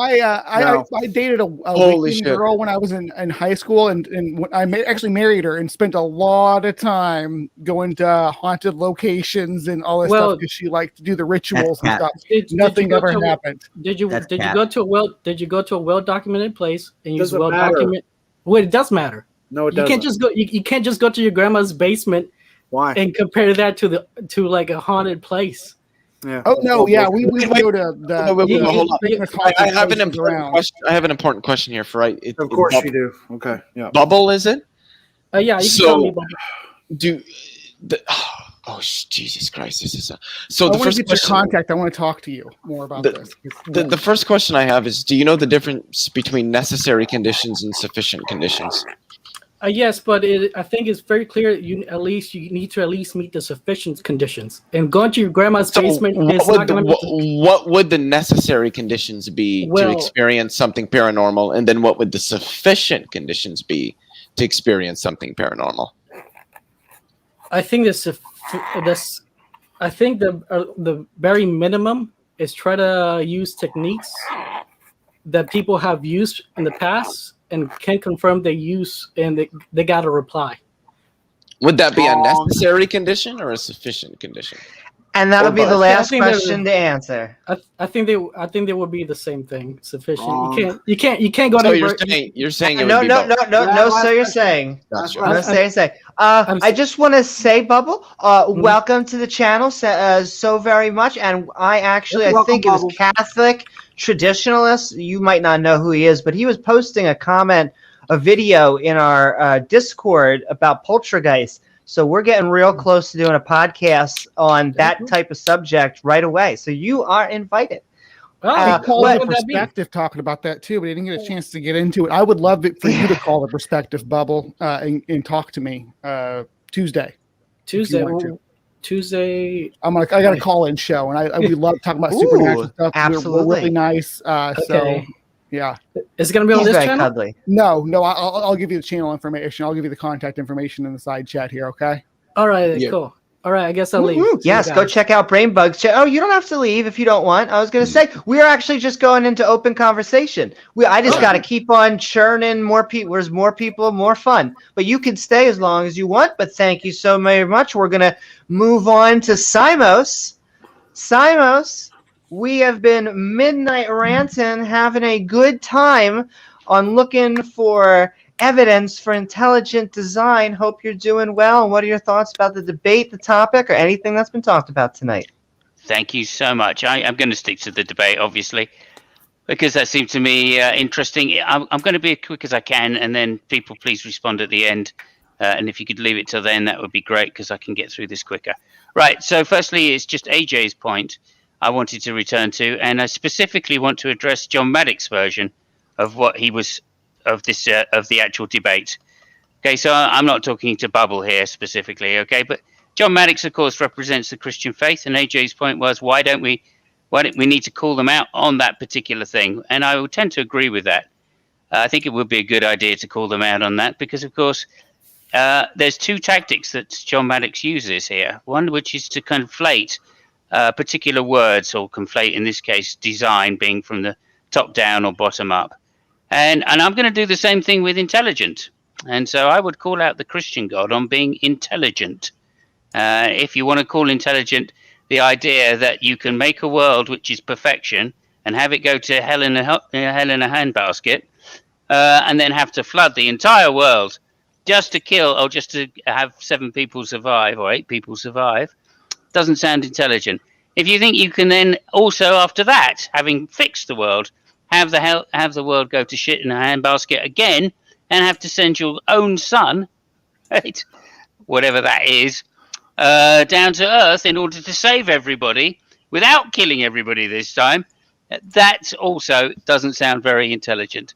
So I just think, if they want to straw man the argument of biology and DNA, etc., then we should do the same thing. We can do the same thing back. Not we should, but we can do the same thing back. And we can straw man their idea of an intelligent God. Because clearly, if you take the Old Testament to be anywhere near a literal truth, then, of course, that is an oxymoron, saying that God is intelligent. Moses, another fine example of somebody who does ridiculously stupid things, given all the evidence you like. The idea of hang on, let me just get to the end, please. Finish. And then lastly, of course, the idea of Satan, right? Absolutely monumentally stupid design, idiotic design to say that there's you are going to introduce this flaw into your perfect design. Those two things are contradictory logically. And then the last thing I'd just say is that thank you, Danny, for the excellent argument against teleology. If everything is designed, then that's no explanation. Exactly. Okay. Thank you very much. I have a burning question. Amy, it's Amy's channel. Let her speak. Well, so is it towards Simos? Yes. So what's going to happen? Ask him the question, but then there's no follow-up answer. So he's going to give you the answer, and then we're going to switch in. We're going to go let anyone who wants to go out, and then switch in Will, and then go to open conversation. So the answer is 9 inches. Okay, so Simos, it sounds like you have a conception of what an intelligent design would look like. let me ask you this: Ugh. do you have an example of an intelligent design that was completely flawless and perfect? No. Well then, looks like you just And okay. ungave the entire argument of why. Sure. Did you hear what I was saying about? So I said no. Did you hear what I was saying about the theist argument being a straw man of natural biology? Right? Did you hear that bit? Because I just made a straw man of theism. Go so home, if you expect my answer, if you expect my answer to be a refutation, right? I think you're misunderstanding what I was saying. Well, to both of you, that's okay. I want to have this type of conversation. I just want to get. I think Will is the last person. Is there anyone who, at this point, since Will's our last person, is there anyone who would like to have their outro? Or if not, I'm going to add in Will, and that's going to be our 10 for 10. I going to have you all play nicely, and so with that, we're going to switch in Will. Will, we have been having a good time midnight ranting, talking about intelligent design, looking for evidence for it. How are you? And what are your thoughts about the subject or the debate? Look at that big, beautiful head there. Woo-hoo! Muted. Zoomed in a little closer than normal today to show off my my beard skills. I don't need an intro. I'll just get interrupted anyway, so we might as well just go to. Shut up, Will. Yeah. Thank you so very much, Will. And okay, with that, Pat, did you want to have your outro? You don't have to. Sure. But that sounds good. Thank you so very much, Pat. I think he's just going to be hanging out in the back anyway. But we love Pat. Sending love to our archaeologist. I hope you had a good time. What are your final thoughts about the subject of the debate? Well, I think you guys are doing a good job discussing it. Yeah, I agree as far as from a debate point for point and, conviction of argumentation. I do believe Maddox presented the better, quote-unquote, debate. Whether or not he presented the better argument, that I disagree. So I think his argument at its premise is insufficient to really answer the question and is based on a lot of problematic use of language. So for that reason, I would say, again, I think that it's better to attack the biology than to attack the philosophy. But I guess, we can disagree on that. With that, I have nothing else really to add. Great job, Amy. Great job, James. The rest of you have fun. And I will sit in the back chat and wait for the after discussion. Love you, Pat. Take it easy. Thank you so very much, Pat. And all right, everyone, with that, we are going to go into our lovely open conversation. I did have a question for God, Bubble. Is Bubble still in here? Is Bubble still in here? I don't know. No, I think actually Bubble stepped out, but by his own accord. So I hope you had a good time, Bubble, and feel free to join us on more streams. All right, Simos, you're up. I need you to follow up on the fact that you at first said, how could this possibly be intelligently designed? Look at all the flaws. And then the very next thing you said was, I can't name a single intelligently designed thing that doesn't have flaws. So I need a... Yeah, okay, let me, yep, sure, no problem. Okay, so that, of course, was based on a straw man argument in some Christians, presumably, idea that God created a perfect world. I believe it says in Genesis. It says in Genesis. Let him talk. No, guys, let him speak, please. But it's just intelligent design, though, not theistic Christian design. No, well, you didn't listen to my intro then. If you go back and listen to my intro, I was specifically referring to John Maddox's idea of Christianity. John Maddox argued a very specific debate topic tonight, which if you go to that I appreciate that. But I was referring, sorry, mate, I was referring to when AJ said, okay, we never call out these guys on what type of theism they are defending. That's ad hominem. Because it's not relevant. All your interlocutor has to say is that they're defending a very loose form of theism or deism. Sure. They're not arguing for any God. That's a good point. So that's a good point. But then, of course, we go to Danny's argument, right, which is Well, then that's ill-defined David's versions of God, Of course. are of course not a good explanation. And that's fair enough. I understand there are several different ways around. I didn't mean to cover every single thing and give an argument of course. in completion against what he's saying. I think I did cover most versions in what I was saying, but you'd have to dissect what I was saying to actually get the inference. And No, I understood it. am Yeah, I literally agree. just pointing out that if you call out particular Christians for their version of theism, like very much Darth Dawkins will do this, for instance. He will start arguing for the Christian God and then do the bait and switch over to a theistic or a general theism or classical theism God, right? And then once you call out the problem of evil or something like that, the omnis, then he'll switch to the deist version of God. So Gotcha. you can play the hide the ball anytime you like, of course. It's more I a do Martin think Simos has Bailey. a point to that because, like, speaking from a theist perspective, like, I would definitely say, you know, anybody arguing for intelligent design who's part of like the Unitarian Universalist community might take a way different approach than somebody arguing it from a conservative Southern Baptist or Pentecostal background. Well, if I may, there's a lot of people, okay? I don't want to assume, because I don't think that I've ever explicitly heard them state this, but I confidently believe that at the very least, Amy, Leo, and James strongly believe that, abiogenesis and like or any naturalistic process resulting in life is more reasonable than even, it doesn't have to be God at all. A random alien from Mars from 80 billion, whatever, like, there's a lot of people that just think, no, even there's not even evidence that a random alien seeded life on Earth. Well, of course, we don't see evidence for that. But when we look at the fossil record, when we look at both the fossil record and the genomic record, what we see going backward, extrapolating backward, is a progression to simpler and simpler and simpler and simpler life forms, to a genetic code, a genetic structure that is simpler and simpler and simpler and simpler and simpler. So the pattern that we're seeing is that life evolved from chemical processes on this planet in particular environments, that which particular structures of chemicals extended over and above others in particular environments, and this led to the process that gave like, life. from a theistic perspective, it could be okay. So it could be something that's not the Christian creator God that's fueling all that.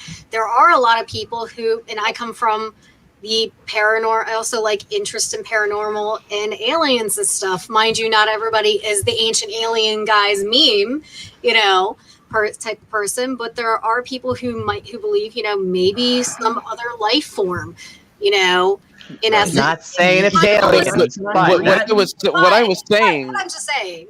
What I was saying is a response to all of it. Like we don't see any form of design or anything like that in life forms, whether it's by something that existed, that's some extraterrestrial intelligence, or whether it's something divine. We don't see that. We can look at the history of life on this planet. We can look at the most likely conditions that would have existed in the prebiotic Earth, and the picture that we get is very much like we get of cosmology. We get a plain picture of a bunch of complex chemical processes that slowly evolved into what we call life. Okay, 15 seconds. Okay, I really hope, my intention was not to try to say, oh, Leo, Amy, and James think that abiogenesis and natural life is real. Ha ha, look at them. That's not what I was saying. There's good arguments. Of course not.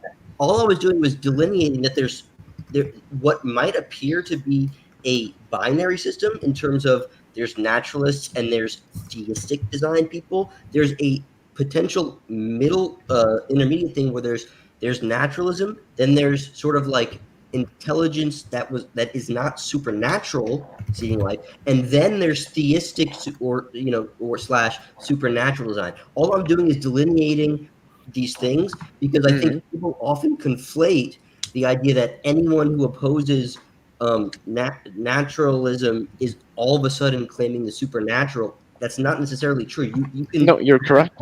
yeah. So that all I'm saying is Supernatural's a The only fun point that I word. was making is that my argument, the argument that I was presenting, it doesn't matter whether you're appealing to some other form of natural intelligent creator or something supernatural. It doesn't matter what you posit the designer is. We don't see evidence of one. It could be an alien, it could be a god, it doesn't matter. We don't see evidence. Yeah, fair enough. And I know Leo is very informed and has a thought out position. I don't want, for anyone listening, you don't necessarily need to invoke a supernatural theistic god in order to make an argument for intelligent design. That's all I was. Do you want to give a response for that, Brain Bug? I thought I heard him. Look, I was just going to clarify that there's the word supernatural is kind of ill-defined because I can anything define it. that we haven't. We know, ahead. Leo. But No, let's let Brain Bug define it. Yeah. Yeah, I was just going to say that anything that we haven't understood as part of the natural world yet is supernatural until it's understood. So, like atoms would be supernatural. Why? Because I don't think the supernatural is defined as that which we don't yet understand. I think it has actually a pretty specific definition. It's that which exists metaphysically, externally to, and independently of the natural world. And no pun intended, but naturally one might ask what the natural world is, and I just say that which begging the question. physical reality. You're begging the question. Wait, hold on. I'm begging the question on what? On naturalism. Wait, I didn't mention naturalism though. What is that? How is that? What is that? Yeah, you did. You said I didn't. You said the natural world. No. I said I was defining what supernatural is. Yeah. Are you disagreeing with my definition of supernatural? Isn't supernatural just that which we don't understand as part of the natural world? Yes, it's pretty much for the laws of nature. That is not what supernatural literally is. what it is in Oxford. That's not what supernatural is.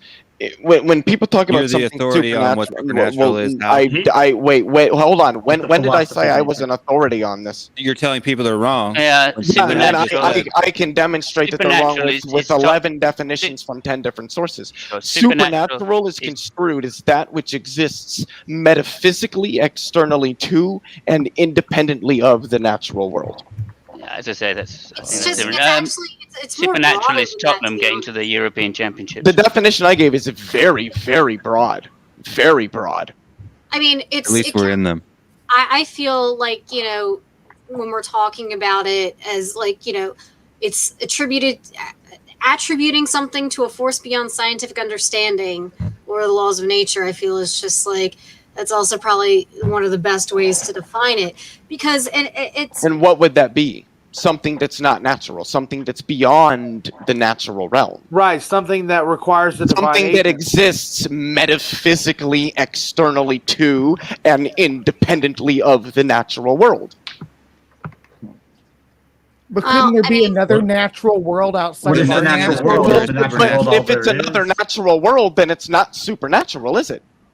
But Yeah, to that point, Oh my God, we're playing this kind of the sounds like we're jack-off getting into game. some God damn it. metaverse kind of stuff, and Well, that's no, but this is metaphysics. Like supernatural is pretty reasonably defined in metaphysics, and so is natural.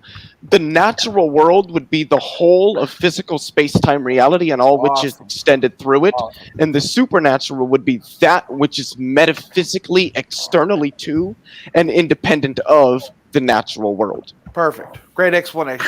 Next. anyways. Mind blown. Yep. Thank you. Then Well, I think nothing these are in the Bible is important supernatural according to Leo's definition. That wouldn't be true I mean, at listen. all. Sure, it would. No, it wouldn't. Name one thing that that happened externally outside the Miracles. natural world. God, or rather, Jesus raising Lazarus from the dead. Well, Okay, so you're saying that he something can't, that he was actual that we have evidence that's in the natural world. Okay, so can you give me the natural Processes were mechanism? natural. Can you give me the natural mechanism by which this occurred? Well, I mean, people get over illness and sickness all the time. Yeah, but that's not coming back from the dead. That's not somebody bringing somebody else back from the dead. That's necromancy. That's literally magic. It's analytically defined as something fundamentally supernatural. I don't know what point you think you're making. Well, this would be a good debate for you two. It happened naturally. Resurrection Curious supernatural. about how you would explain this. So there's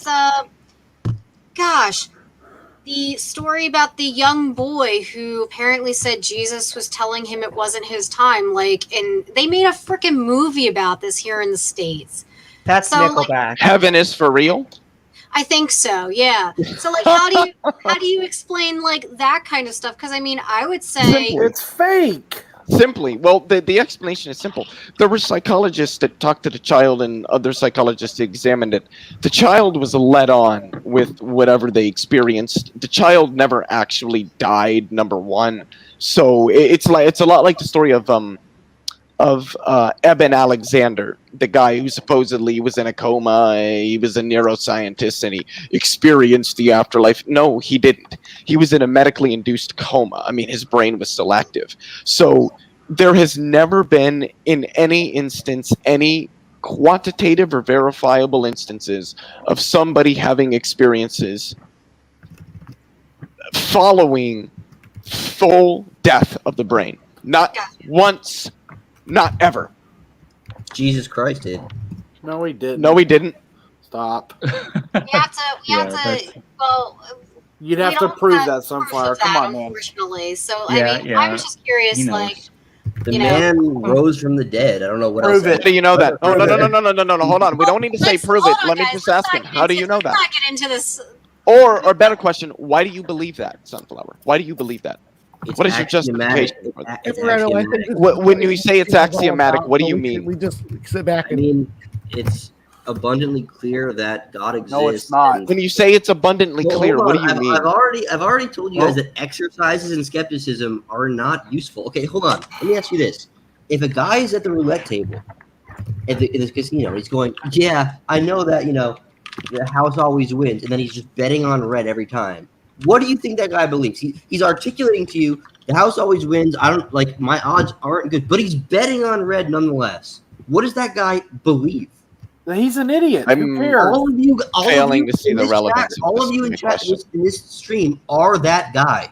No. I have no idea what you're I'm talking sorry to break about. it to you, but Wrong. you are. What? So wait, you're not giving us an argument. What is the argument that You Jesus make rose from the dead? faith-based decisions every day, You have and to then wait you till after you're Wait, dead exercise- to wait, get wait, to hold that. on. What do you exercising mean by skepticism. faith? What do you mean by faith? I don't know what you mean by faith. Anything that you've ever done via induction, any Induction is not faith. It is. It is faith. No, it's not. It is. No, It's it's not. irrational. Induction is Nicholas Sutter induction. made a video on this. It's Hume's hard problem of induction. I know what Hume's problem of induction is. It doesn't invalidate induction. What's your refutation? Who said it had to be refuted?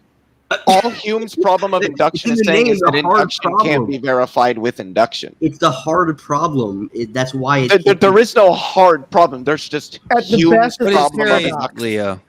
at the very best, Hume's problem is a paradox. It's not a. Yeah, that's it. All it's showing is that you can't verify induction using. Wait a induction. second. A paradox is as good or better than what I'm proposing. What do you like? You're No, saying that there are paradoxes that exist. If it's paradoxical, You still why haven't are you doing it? substantiated your point. What evidence is there that anybody, I don't care if it's Jesus, you could point to somebody else. Give me something quantitative that shows that somebody has risen from the dead. The paradox Especially after 3 days. is not verification of a Induction resurrection. I'm itself sorry. is irrational. No, it's not. Yes, it is. No, it's not. It's cogent. It's irrational. No. Hold on. Let me ask you a question, Sunflower. Can a deductive argument be sound? Can a deductive argument be sound? No. Yes. How? Its premises are true, and the conclusion logically follows from the premises. Well, how do you determine if That would be a valid and sound deductive But argument. how do you determine if the premises are true or not? Well, it's irrelevant. If the premises are true and the conclusion logically follows from the premises, it is Okay. a logically valid and sound deductive argument. So let me ask you Intelligent this. design with Hold on. evidence. Let me ask you this. Can an inductive argument be sound in the same way that a deductive argument can? There are different paths. The but- question the answer would be no. We don't speak of inductive arguments in terms of validity or soundness. We speak of them in terms of cogency or non-cogency. So Well, what's your inductive arguments like, say, general relativity can be cogent, and general relativity is What very is your cogent. understanding of Hume's problem of induction? Because it sounds like you're just rejecting it wholesale. Well, no, I'm not rejecting it. What I'm saying is that his problem of induction is ultimately tautological. It's just saying you can't prove induction or demonstrate induction using induction. Ultimately, Right. I mean, it's quite simplistic. And that's a big That's what it problem. reduces it. Well, it doesn't though, because you can't prove the law of identity using the law of identity. When something is Who cares? rooted in Who cares about any axioms of or is axiomatic, the things that emerge God. out of that cannot be in turn applied back to it. That's just not how it works. I'm telling you, bros. All right, maybe I should revisit this then when I'm more familiar with it. I guess I'm not gonna lie. Like what you're saying, I'm sure that what you're saying makes sense, but I'm not tracking it well enough. Maybe I don't have the terms, so I'll have to, I guess, revisit this one. Let's just move on. I don't know. It's fine with me. Yeah. Well, So do you still We're not- hold that not Jesus prepared rose for from that. the dead? Sunflower.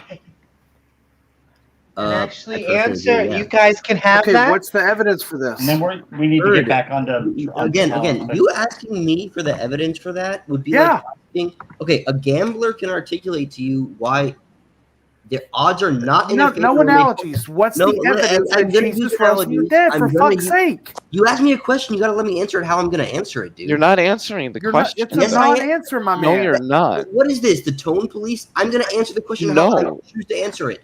Okay? You're but answering like I mean, if your Let him answer answer, isn't an then we're gonna- answer, Let him answer. what then are we we're gonna supposed move to on. do? Let him answer in the way Let he him wants to answer. answer. We're gonna move on. Asking someone why they're compelled to do the things, compelled to believe in the things they believe in, right? To ask someone, okay, can you explain like the evidence for that? Every single person believed something without evidence before they got to that point. It's insane. I don't agree. Wrong. Yeah. Are you kidding? Are you kidding? Your entire personality and worldview required evidence before? That's impossible. Yeah. You came online with beliefs that were founded in an irrational, familiarity. How do you know that they were founded in something irrational? Because you're not rational when you're a newborn baby. How do you know that? Okay. Yeah. Come on, Leo. Hold on, guys. Now you're just Guys, hold on. You're not This is answering my question. This is where How do all you is know with- that? with Guys, him. guys, if y'all want a Well, circle jerk, all of the data shows shows it in that private. people don't quote unquote come online until way after they're newborns. I mean, Truth I don't is know what you irrelevant. mean by come Truth online. is What are you talking irrelevant. about? Everything's Just answer irrelevant. the do you question. remember your Hold on, entire hold on. life? Of Just let him Guys. answer the question, please. Four? guys, I will mollywop y'all. Amy wish you would. held up the paddle. How much money you charge? Let's do it. Oh baby, now we're talking. That's But fair. okay, guys. I have to. Amy I have has to some interrupt. notes about. Sorry. No, Sorry. direct. Sorry. I have to. Hold on, Sorry, guys, please, guys, everybody. hold on. Please, Amy, everybody. Amy. Yeah, yeah. Amy, I understand. I do- I understand. Please, Amy, one moment. Please, could you put me backstage and get Nick in here? He is Yeah, an 'cause expert on Hume. Sure. Don't And need Nick so, in here. We already understand. well, I he just wants to want a make a direct point. He said he wants answer. to clarify something. So Well, so Bird, you're saying you want a direct answer to Sunflower. If Yes. I want so That's not gonna Sunflower happen. then. Okay, Well- that's not going to happen. Let's move on. I'm sorry. I'm out. All right, Yeah. cool. That's not going to happen. Well, I was going to ask Sunflower. Do you want one more? Do you want one more to answer? I am going to ask Nick to come in after. So just sure. say your response. Whether Bird, I don't know if it's going to be a good for him or not, but there you Well, go. I'm muting, so I can't say anything.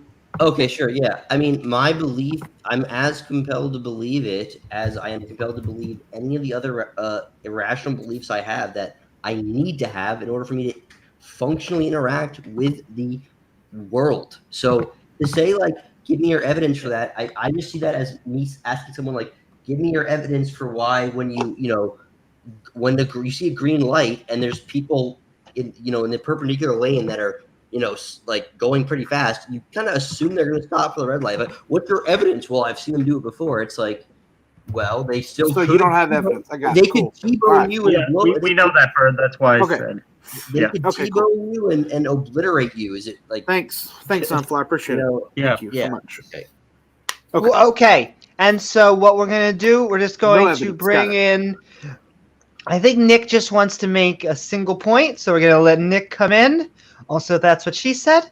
Hello. And then I have notes from the debate, so we're going to just talk about some of the things we saw. Good and have idea. a good old time. And Yeah, that's going to be better. Nick, I'm going to bring you in, and when you are ready, tell me, and we'll swing you back out. So, do. It's going to be about the word valid. So I'm in here for less than a minute, and Amy does a "that's what she said" joke. Yeah. Really, Sure. Yeah. Really, Amy. Do you 1 minute expect and done. One and done. All right. So just to cover She's a pretty both, lady. both Hume's problem of induction and what I think Sunflower's point is with it. So obviously would like to say that any beliefs that we hold are rational and that they are justified rationally. Now that has a very specific meaning. Rational has to follow the rules of logic and so on and so forth. So we're not just tossing around words here. Now, induction does have one problem that most people know, which is you cannot use it to deductively prove anything. So you can't make a deductive argument with it, but you can make a lot of inferences and they work great. But what Hume pointed out is it's got an even worse problem. And the problem is you can't actually even rationally justify using induction. You cannot rationally justify ever using it. Anytime you use it, it is not rationally justified. Now, the reason, and it dovetails a lot with sort of what Leo pointed out, which is, of course, you can't use induction to justify induction. You cannot use anything that's circular reasoning. So there are many things where you end up stuck in a position where the only thing that could justify induction would necessarily use induction to attempt to do so. So what this ends up with is a logical problem that says that well, if you can't rationally justify induction, you presumably can't rationally justify anything you use induction with. Well, the problem with that is it does appear to work, and we use it, and we kind of need it, whether we can justify it or not. Try living without using it. You would not be able to get out of bed in the morning. You cannot get out of bed in the morning without using induction. So what do we do? With me. Well, hold on. I'm almost done, and then I'll. So, what do we do? Because despite the fact you can't rationally justify it, we can't survive without using it. You wouldn't eat food without inductively deducing that if you don't eat the food, you're going to die, and also that whatever you're eating will sustain you. So what do we do? So the interim answer appears to be what are called properly basic beliefs. Now, one key word is they are beliefs, and they are necessarily, as much as I hate to say it, faith-based. And the reason is because there is no rational justification for them. But what they are is, in fact, they're essentially brute facts. We are saying we are going to make certain assumptions in order to operate. Every field makes assumptions. Geometry makes assumptions. Presuppositions. Or yeah, exactly. Things without which you could not function. Science makes a number. People say, "Oh, science is not biased." Oh, yes, it is. It makes a number of assumptions. Now, if you want to argue whether these are faith-based or not, you can. It depends a bit on your definition of faith. But in every discussion that I've had on the topic, I have been unable to come up with anything saying that they are other than basically faith-based. They are brute facts that you are asserting in order to engage in that activity. If you want to jump from that to say that anyone who uses induction is engaged, in fact, in a faith-based activity, I think, at least in terms of a rational argument, there is truth to that. However, because you'd get into an infinite regress if you sat down and operated on that, you do at some point have to go with a brute fact.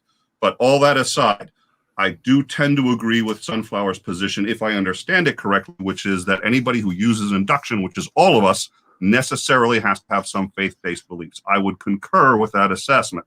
I don't necessarily think it goes where he likes to take it to. Exactly. But all that aside, I agree with him at least on that point. That is Hume's Right. problem of induction, and in my view, both of how it applies here and Sunflower's position, if I understand it correctly. That does not mean Beautiful. God. So we have to make some assumptions. Doesn't mean you can need to assume. record that. Leo, then why did you disagree with Sunflower?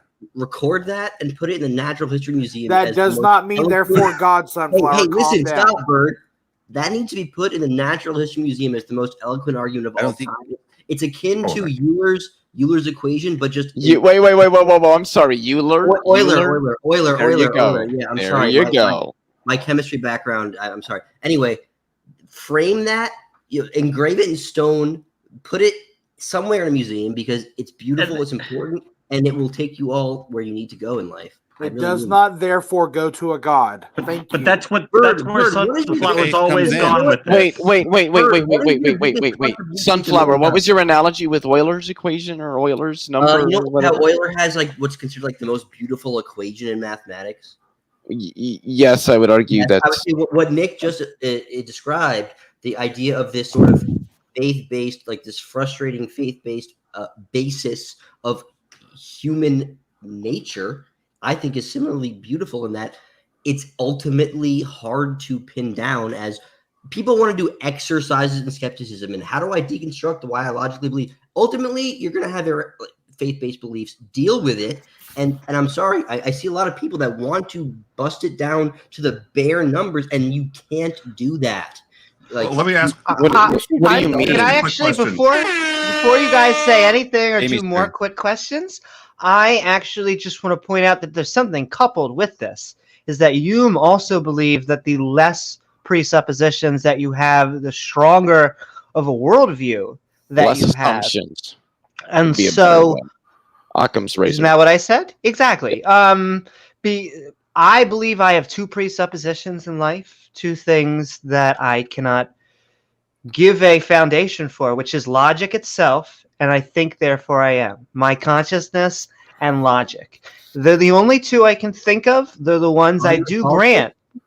Are you The a solipsist? solipsist? No, I believe other minds Well, then, exist. I think I'm going to be one of the ones to make other minds. I would argue those are axiomatic. Amy is talking. Shut up. I don't everybody. believe I don't believe that it's a faith-based position. I believe I can prove other minds. I'm going to be the one to make other minds. I think that is like so. That's a weird question. If you want to ask me what a mind is and how I can prove it, then that's a different question. But I'm not a solipsist. Yeah. We are going to not only do I think other minds exist, I think we're going to build other minds. I just wanted to say really quickly, essentially what you're saying is the two propositions you work from would be axiomatic, whereby they're self-evident. Sure. That was for Amy, I think, right? Yes, it was. Oh, I'm sorry. I was listening. Everybody, good night. I gotta. Oh, head out. Brainbug, did you want to have any final thoughts before you leave? Good night, Brainbug. Well, this has been fun as always. I always like coming to your midnight rantings and your after shows. So, thank you for having me in. I'm glad I was able to get in and speak my piece and engage a little bit with the panel you've put up here. And I said in the side chat here, but my channel is like 13 from hitting 500 right now. So if you just subscribe, I'm doing some all kinds of fun stuff over there in the Hive. So come check it out. And good night. See you. Love you, buddy. Oh my gosh. Woohoo, thank you so very much. And I'm going to get your channel up on the screen in a second. But thank you so very much, Brainbug. Good night, Amy. Yeah, thanks for being here. Night. Night. Do. And all right. Leo, you asked me a question, but I didn't hear it. I don't remember.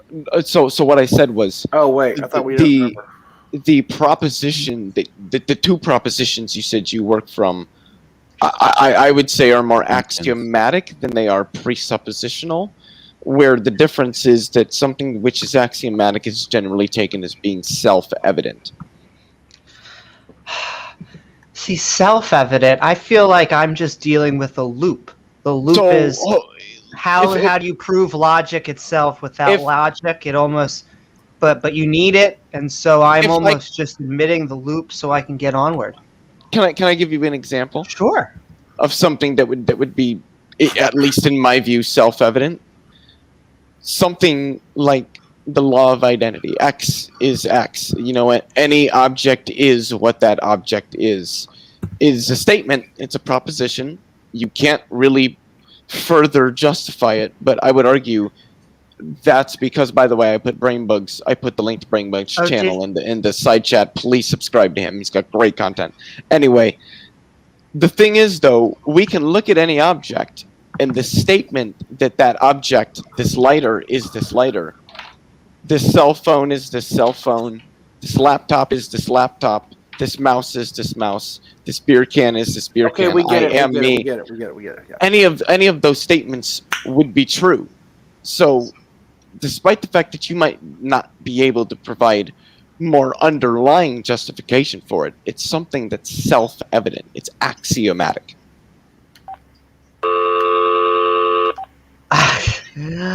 I could understand that. I would just say that my thing with the laws of logic is they are tautologies.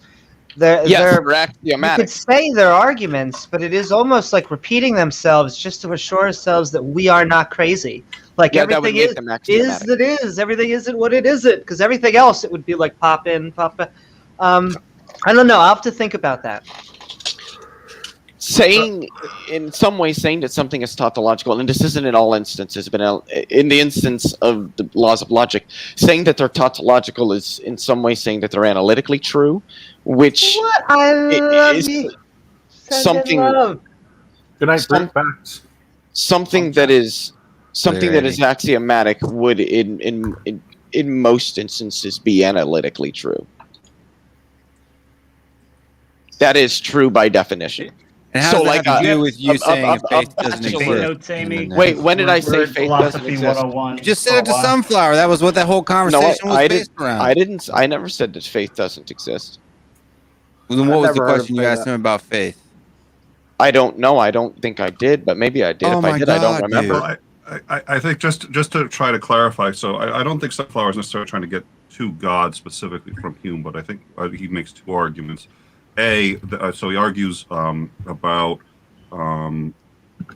this notion of, okay, you can't know that other minds exist. And I don't think he's trying to posit that he believes they don't exist, but that in fact anybody who thinks they exist is in fact making a faith-based claim.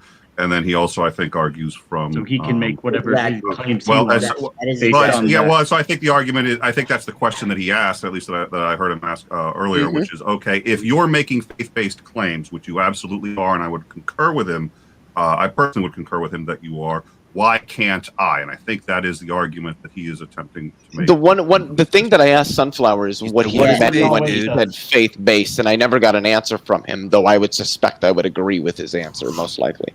But I never did get that answer. Well, At least I don't recall hearing it. It was what the whole Hume context was about, man. Yeah, but he didn't learn to even remember answer what you're talking about. Well, this has nothing to do with remembering what we're talking about. It has everything to do with the fact that he didn't give a specified example. He went into something that alluded to his response, but didn't ever actually provide it himself. And that's not. I'm not saying that Sunflower did anything wrong there. I mean, he only ever got that far. But this is nothing. You're trying to pin this down as me misunderstanding what was going on. No. I understand perfectly what was going on, but he never gave me a definition for what he meant by faith-based. Yeah. So at least now we know. Now at least I think we know. So I think so we're back at that question, and so I think that's what. And let me. It dwelled on me a little bit, and I could ask Leo. Leo, would you say that you believed other minds existed? Other minds existed before or after? Oh my God! Like you philosophically deconstructed the question. Like, what are you asking me? Don't. Wouldn't you agree that most people that have one, Randolph? Most people that aren't sociopaths have on faith. Come and get it. Wait. Have on faith the belief that other people have minds and waking conscious experiences, despite the fact that that's actually not only do they not have evidence for that, the evidence is inaccessible. I would not agree. Well, okay, and let me follow up. In terms of a subjective conscious experience, you will only ever have your own. As in, everything else can walk like a duck, can quack like a duck. All that means is it looks like a very convincing version of a human. To have evidence that they're having a waking subjective conscious experience the way that you are, you would have to actually experience their life subjectively. And I don't think so. Not to have evidence. I To don't prove maybe, but not to have evidence. It would be but that's just advanced AI. Let's get to Amy's notes. Let's get to Amy's notes. Well, okay. Wait, what are you saying, Sunflower? This is going nowhere. An advanced AI that doesn't have a waking conscious experience, but behaves exactly like someone that does. I'm sorry. If something behaves exactly like something that's conscious, then it's conscious. Well, let me ask a quick question, because there was an interesting. So I think Leo's got an interesting point, and so let me ask the question. So I think he's got a good point about evidence, and that while you couldn't prove it for the reasons that I think you're saying, Sunflower, and I would concur, I would agree with Leo that you could do evidence, but for, once again, either Hume's problem induction or so on and so forth. So here's the question: How are you then, Sunflower, not applying global skepticism if you're actually breaking it down to that level? Because it sounds to me like you had said earlier that other people were using global skepticism, and it seems to me that if you're going to break it down to the Hume level to suggest that we don't even have evidence, you're actually the one who's applying global skepticism. Oh well, my belief is I've just taken it as intuitively. Once I looked into this, and I was like, wait, I just sort of know. Maybe the word "know" is a misnomer here, but when I say I just kind of know that other people have minds and waking conscious experiences, it was the exercises in skepticism that I did of other things that were able and that skepticism was able to change my belief on certain things, but it was not even able to make the idea that others might, sort of innate empathy or the idea not, anti-solipsism. It didn't even make that budge. So then when I had the realization that skepticism can deconstruct or debunk certain beliefs I had, but some of them are just literally innate, this is what this was sort of a, not necessarily an epiphany, but it was What would be an innate belief for you? Oh, and just well, out so of genuine curiosity. But that's the question. Well, actually, we actually have Eddie that's about to come on. So that's what she said. Woohoo! And also, Eddie, I'm so sorry. I'm sending loves. You're always a mensch. We always love you here. But Eddie, Brute Facts Podcast. Not everybody. Are you leaving, Bird? Oh, that's okay. Bird and Simos, you both said you want to go. Do you guys want to have okay for the moment. I just want to comment on. Just want to make one very quick comment on Randolph's excellent-looking Magnum that he had there. Probably the biggest Magnum I've ever seen. Gun? Do you feel licky punk? Oh my goodness! Wow, hello. Kind of wish Randolph would stop bringing his Magnum out on stream, but Randolph, if it was a gun, you need to show it. I want to see it. Got you. The ice cream bar. Took me the Kodak. You want to see some guns, Leo? Was it a weapon of any kind? I thought you guys were talking about condoms. It was, but mostly to our arteries. This could be a weapon if you knew how to use it. Technically, it could be considered a weapon to me because I've had gastric bypass surgery. So, I mean, I thought like it was like a crossbow or a pistol or like a rifle or something. It's nothing cool. Nah, I don't care. You want to see one of those, Leo? I'll show you. Potentially violent thing I have here is this spoon. So I would say it's that moustache. Protect the Second Amendment. Woohoo! We're supporters of first mustaches. And okay, in that case, we are gonna bring Eddie in. Eddie, that's hilarious. We are Midnight Ranting. We have been talking.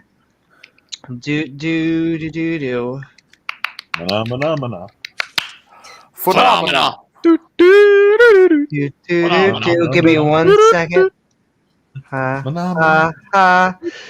are you, and what are your thoughts on any evidence for intelligent design, the debate, the topic, or anything we've been talking about? Phenomena. No. I came into the middle of the conversation. Oh my God. Y'all are talking Phenomena. and properly basic beliefs, and I was getting all giddy because that's kind of like my area. I think intelligent design is a terrible argument. I don't like intelligent design. There's actually documented evidence of the phenomena.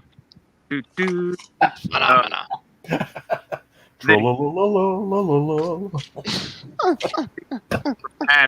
Things, and there's a name for it, and I forgot.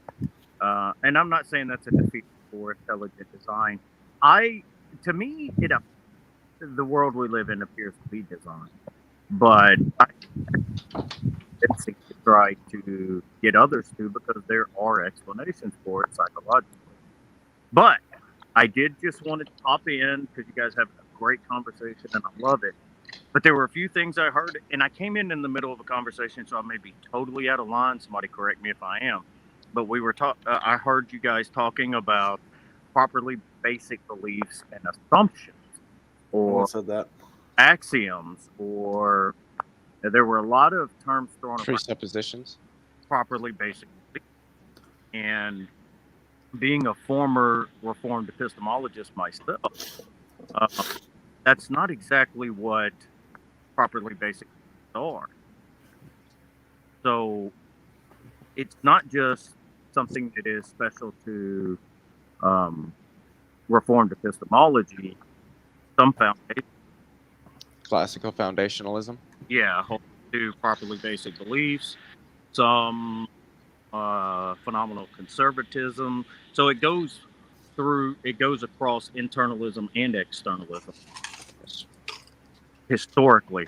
But my understanding from all of the reading that I did as an externalist epistemologist, a properly basic belief is just the belief that you find yourself with in the absence of any argumentation or evidence. So you didn't reason your That's way. an axiom. That's just an axiom. Well, yeah, but that's the point. Not an axiom, because you have a belief that you didn't reason your way to. An axiom would be that there is something that just exists that we must apply to our epistemology or understanding of the world. I don't think so.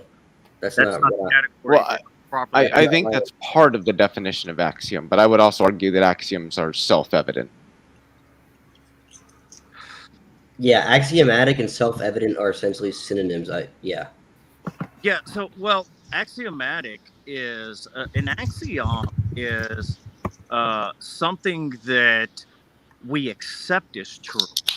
So it doesn't necessarily have to be something you believe. For example, the laws of logic can be axiomatic. So you don't have to believe that they exist. You can be a nominalist and say. Now you're talking about Well, wait, hold on. Because I'm a nominalist, yet I believe that the laws of logic are axiomatic. Hold on. Yeah, well, I was fixing to say but there's different types of nominalists. There's nominalists who deny that abstracts exist. There's nominalists who deny that universals exist. Nominalists who deny both exist. So my point being is we can take the laws of logic and be axiomatic, but it's not a properly basic belief. It's not. So a properly basic belief. Oh no, I love that, Ethan.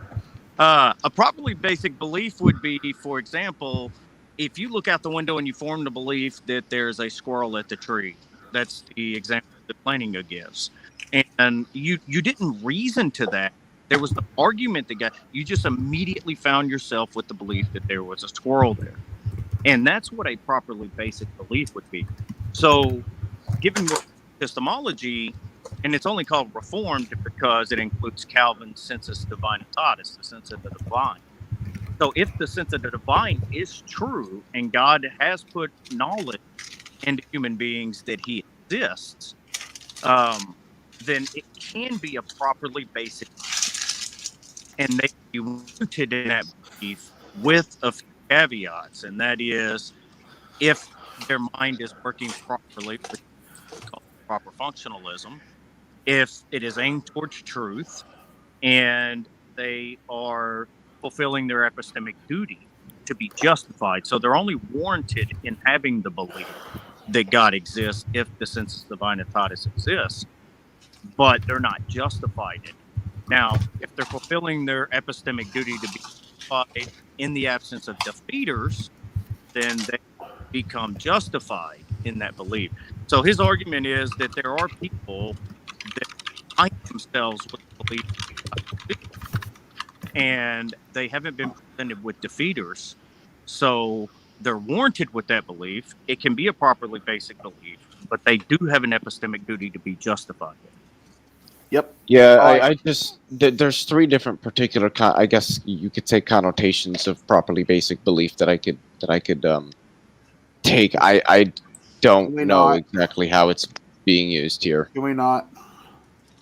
Damn, that's crazy. Yo, I'm just giving the traditional understanding in. Would that be the understanding in modern foundationalism or like Reformed epistemology? Or? Well, not necessarily, because there are foundationalists who deny properly based. So it would be a part of proper functionalism, Reformed epistemology. Today, contemporary philosophers, you usually only hear it amongst Reformed epistemologists, proper functionalists, and other types of externalist epistemologists. So it's going to come down to the internalist versus the externalist. And a lot of internalists, your evidentialists, your foundationalists, classical foundationalists, and like me, Bayesian epistemologists, I don't necessarily deny properly basic beliefs. I just don't put a lot of stake into them.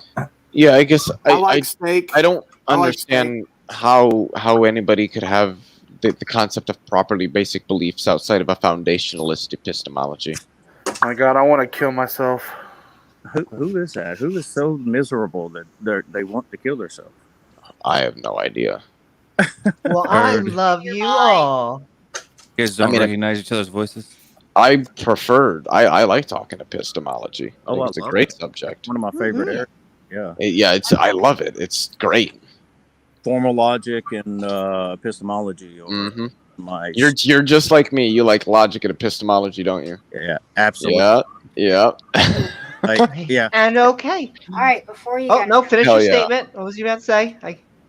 No, I was just going to say I'm actually a former Reformed epistemologist who comes to discover that I'm actually an evidentialist and a Bayesian epistemologist. You're a Calvinist? Hell no.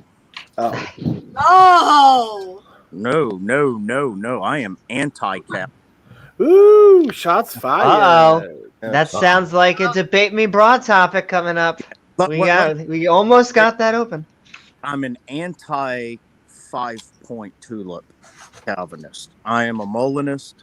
Are you okay with issue 5.3? I'm just kidding. No, I'm a Molinist, and I can sympathize with Calvinistic versions of Molinism.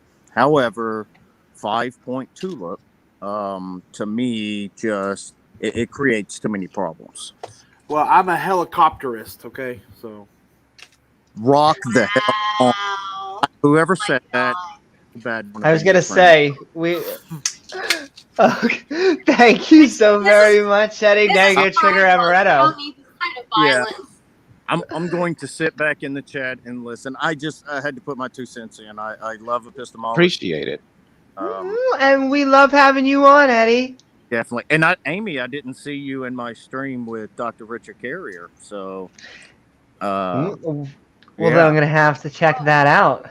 No, it's all good. No, I love Richard Carrier, and I love the Brute Facts podcast, which I should have. I am all behind on my links. I just got brain bugs. I need to get it's all good. Yours up there.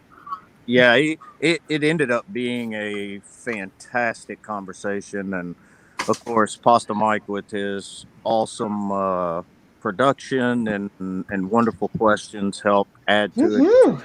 He took a lot of load off of me and produced the show while I got to relax and actually talk with Dr. Carrier, and it was fantastic. He actually invited Pasta and I to LA to come visit him and backstage afterwards. Really? You absolutely should do it. I put the link to Brute Facts podcast in the YouTube. I live love chat. getting the load off. And then Oh, baby. and I'll give you this little piece right here, and I'll let you guys ride with it. He then went on to let us know that he's polyamorous. And wow, he's looking to fuck. That is not necessarily true. Polyamory does not mean necessarily that you can't be asexual as well, or somewhere on the ace spectrum. Polyamorous just means that you're capable of having multiple committed romantic relationships. Yeah, but I think he made it pretty clear that he was like super polyamorous. Yeah, Alex, I'll take Weird Hills to Die On for 300. Hey. No, I will die on this hill, and it is not weird because I'm a gray ace poly person. And I'm gonna bounce out, but let me see. Okay, You're getting all the queer shit from me this month, y'all. And I have people wanting to join, and we love the social justice rogue. She's ready to give kidney shots. Those in the LGBTQ plus community, we love you. To be fair, I was just being funny. Like I accept all, Funny? You think you can be fun? No, okay. See, here, look, here's some of my queer stuff. Cinnamon rolls, not gender rolls. Trying to leave. Oh yeah.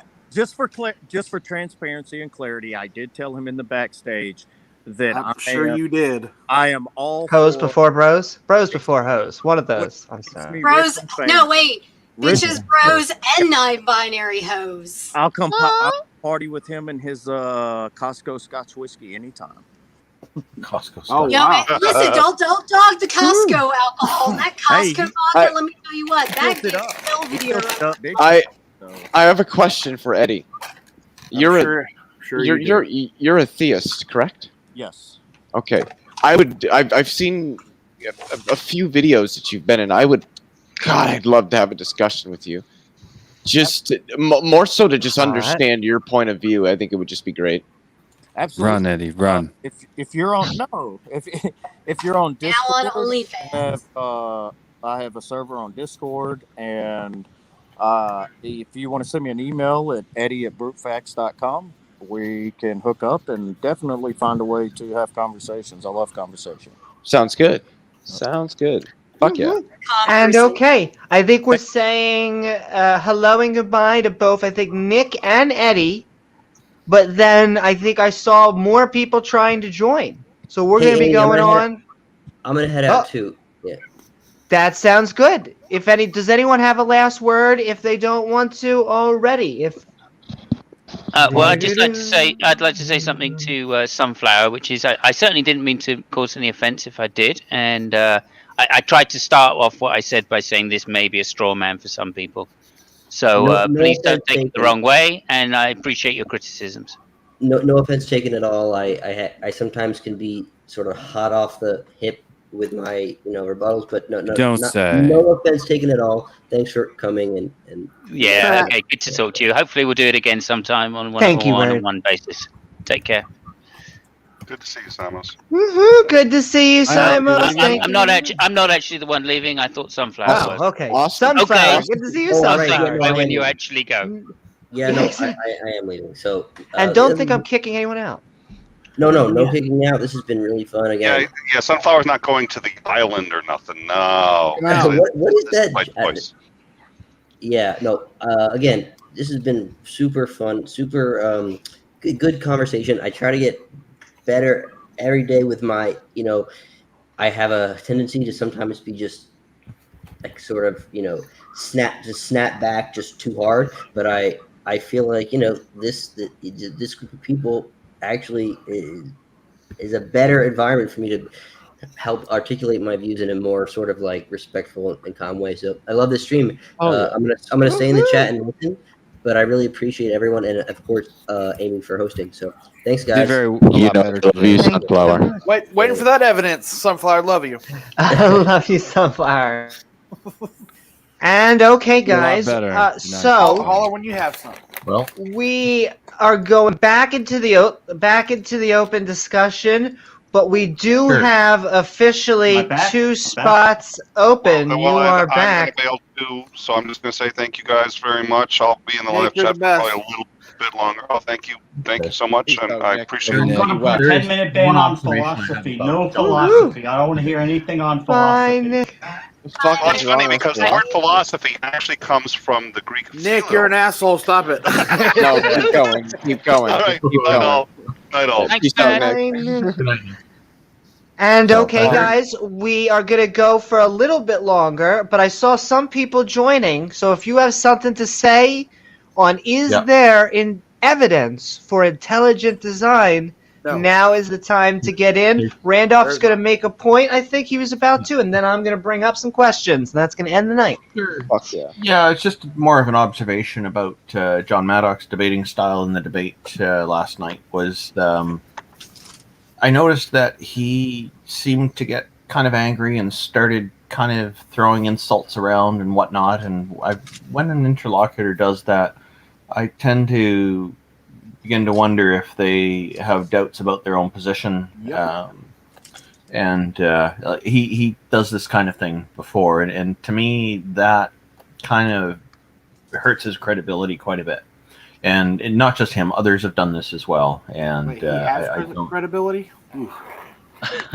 I agree. If I could, in Chest fact, bounce pumping. off that, generally speaking, an expert in their field, when a layperson says something that's incorrect or they don't know something, the expert is almost quickly excited to explain in a way that's easy for everyone to understand what is going on. That just seems like the opposite motivation. Like Maddie I talking feel to Ken like Hovind. You remember that? yeah. Yes. Like when she was trying to educate Ken Hovind on basic science, and she was excited, like, okay, I hear what you're saying, Ken, but this is reality. This is why it's very wrong. This very kindly. It's like same point. And so I'm going to say one comment, and then I see Blackjack Bulls. I see you want to join. I'm just going to make, and actually, thank you, Randolph. You took us back on topic. So it needs to be focused. Sorry, they you focus. need to FUCUS. Yeah, the people with the credibility tend to focus on the topic and not the individual, because exactly it's the message that's most important, and that happened quite a lot in that. I only caught the last quarter or third of the debate, but that kind of revealed a lot to me, and I kind of got the impression that that AST was starting to become disinterested, perhaps because of that. I don't know. But one of the there's only things so John much Maddox, you could take of a rating. But yeah, and I know were we going John Maddox, Oh no, I take quite a bit. John Maddox is quite in favor of the idea that DNA is like computer program code, and it's not. Is he ever? It's not. It's not. No, he tried to argue it's a digital code, and it's not. It's DNA, not, yeah. DNA is a code, but it's not digital. The D is not for digital. This idea of a code, there are different connotations of that word that we can use that are going to differ from one another, given the particular context that we're speaking about. We talk about DNA being a code. I could just as easily argue in these same contexts that the electron orbitals in an atom are a code because they instruct or they assign the particular reactions that some atom can have. I mean, there's a lot. When we talk about a code in this sense, all we're talking about is the way that certain things relate to one another. That's it. And it's a bait and switch. Nothing in that implies intelligent design. Yeah. And it is a bait and switch because codes have been here. They're basically what the whole game is can we say that DNA is like a code? Well, all codes have to have a coder. Ba-doop. But no. There were natural codes for billions of years. Unconscious, conscious code. In fact, our codes are also not conscious. That's what annoys me a little. Like it is just instructions going off like this. But it's not like a designer, so far as we could tell, there could be, that could come down and be like, you know what? I just kind of want to change your hair to blue. And I could just go in there and just like I can in an HTML and set background color equal blue. That is a intelligently designed code. It could be the case that all of these codes are intelligently designed, but as far as we can tell, there is heavily motivated reasons for why natural codes are here on Earth. And The okay, thing is Amaretto, that say your thing. Well, it isn't that these things are a bait and switch so much as it is a Mott and Bailey. Amaretto was gonna go. Leo. Yes. So yeah, I'm going to say like that's the one thing. Like, even coming from a theistic position, like I could say that for some people, like for the people who argue for intelligent design, as in like the pushback to evolution, that not as something that might companionize evolution. I say, well, the fact that I'd say even the fact that it's not a digital code too is also a plus to evolution, because any code sequence that did not work, obviously that animal did not propagate, or it eventually died off, or that's why we have genetic illnesses and diseases, things like hemophilia, things that are basically, they pose a risk. And in humans, we don't see it as much going on anymore. I mean, like, survival of the fittest as a whole, just because of modern medicine. But, I'd say, if you're talking about, oh, well, there has to be a programmer. Okay. Like, yeah, I'm not saying that there isn't. Again, I'm a theist. I kind of am in that middle ground that Sunflower, like we were talking about earlier.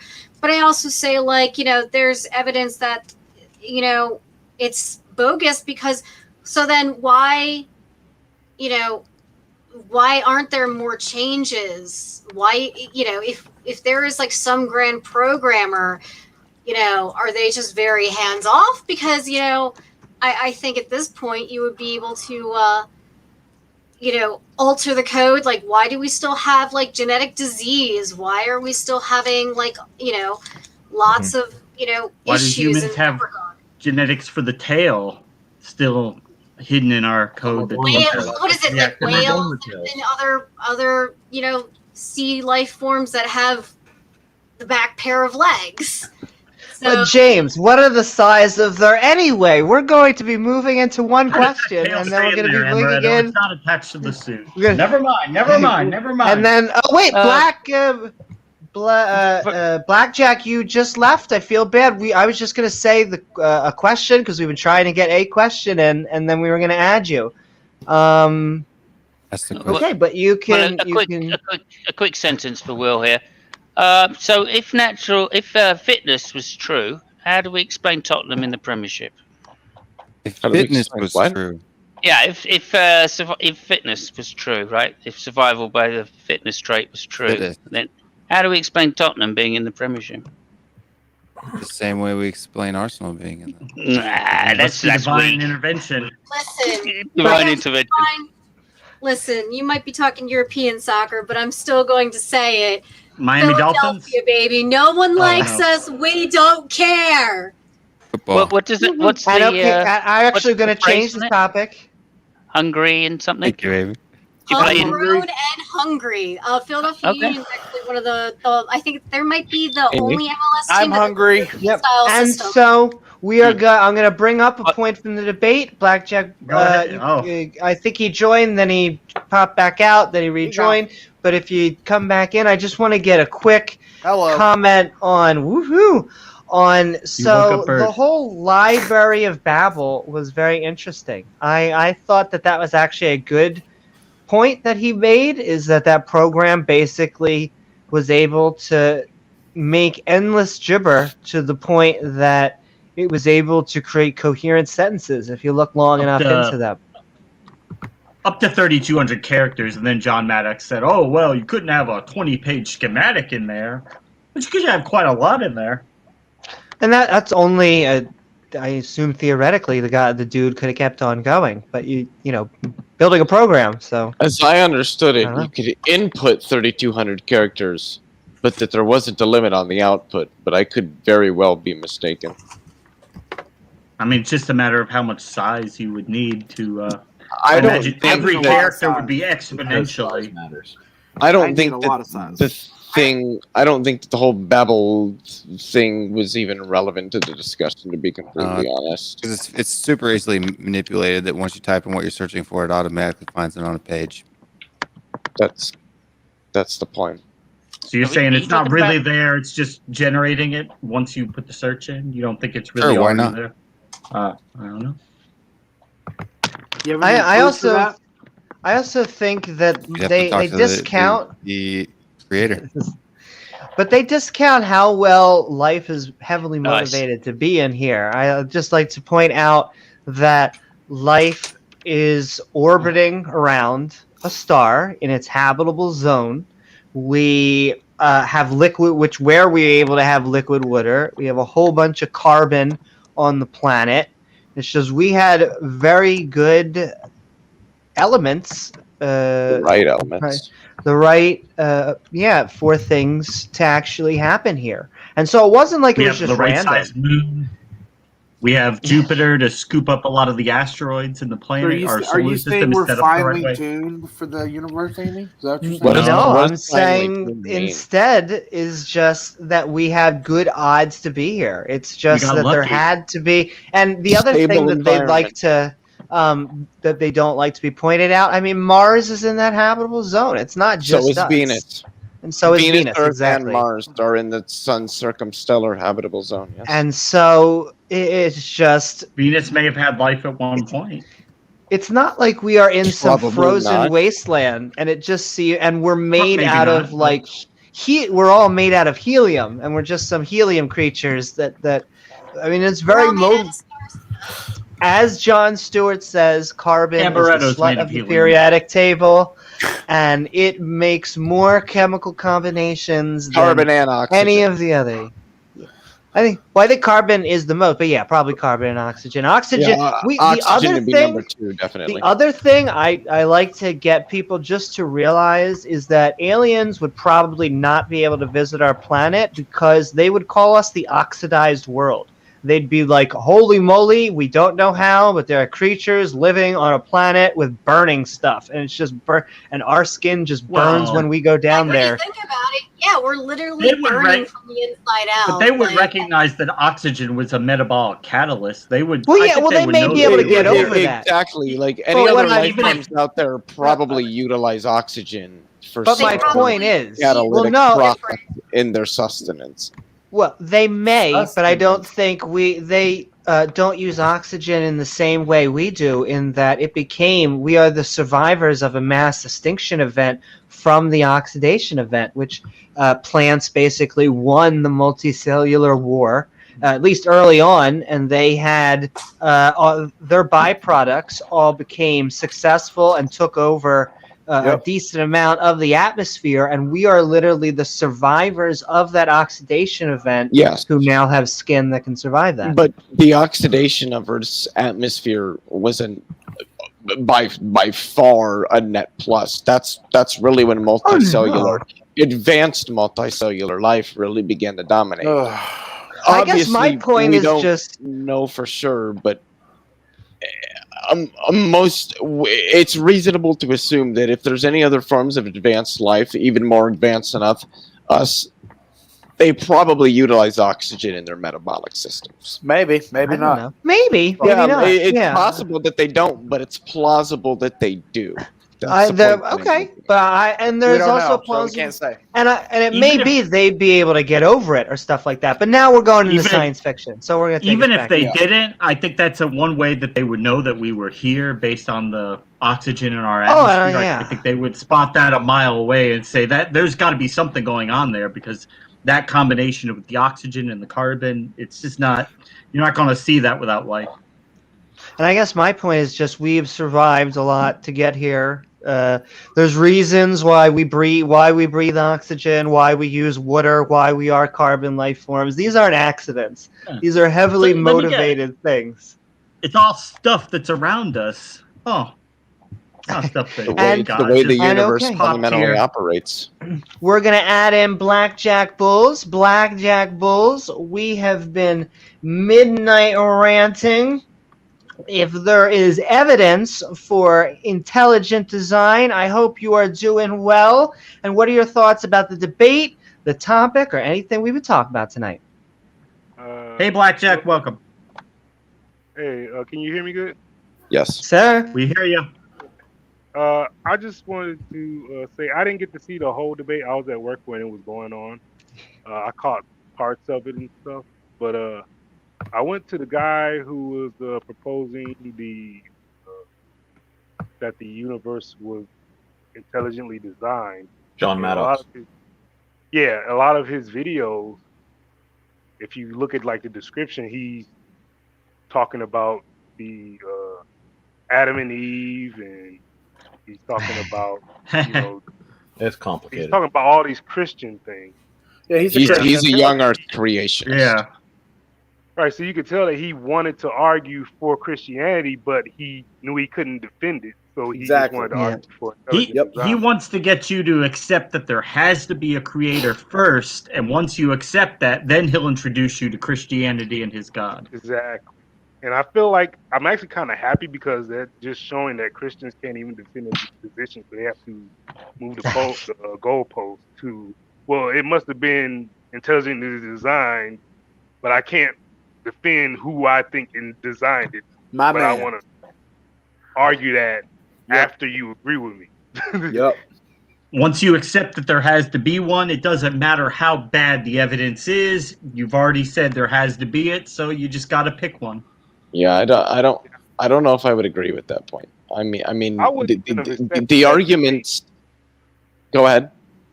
I wouldn't have accepted that debate because, to me, most people don't care about whether the universe was intelligently designed or not. What they care about is there an afterlife?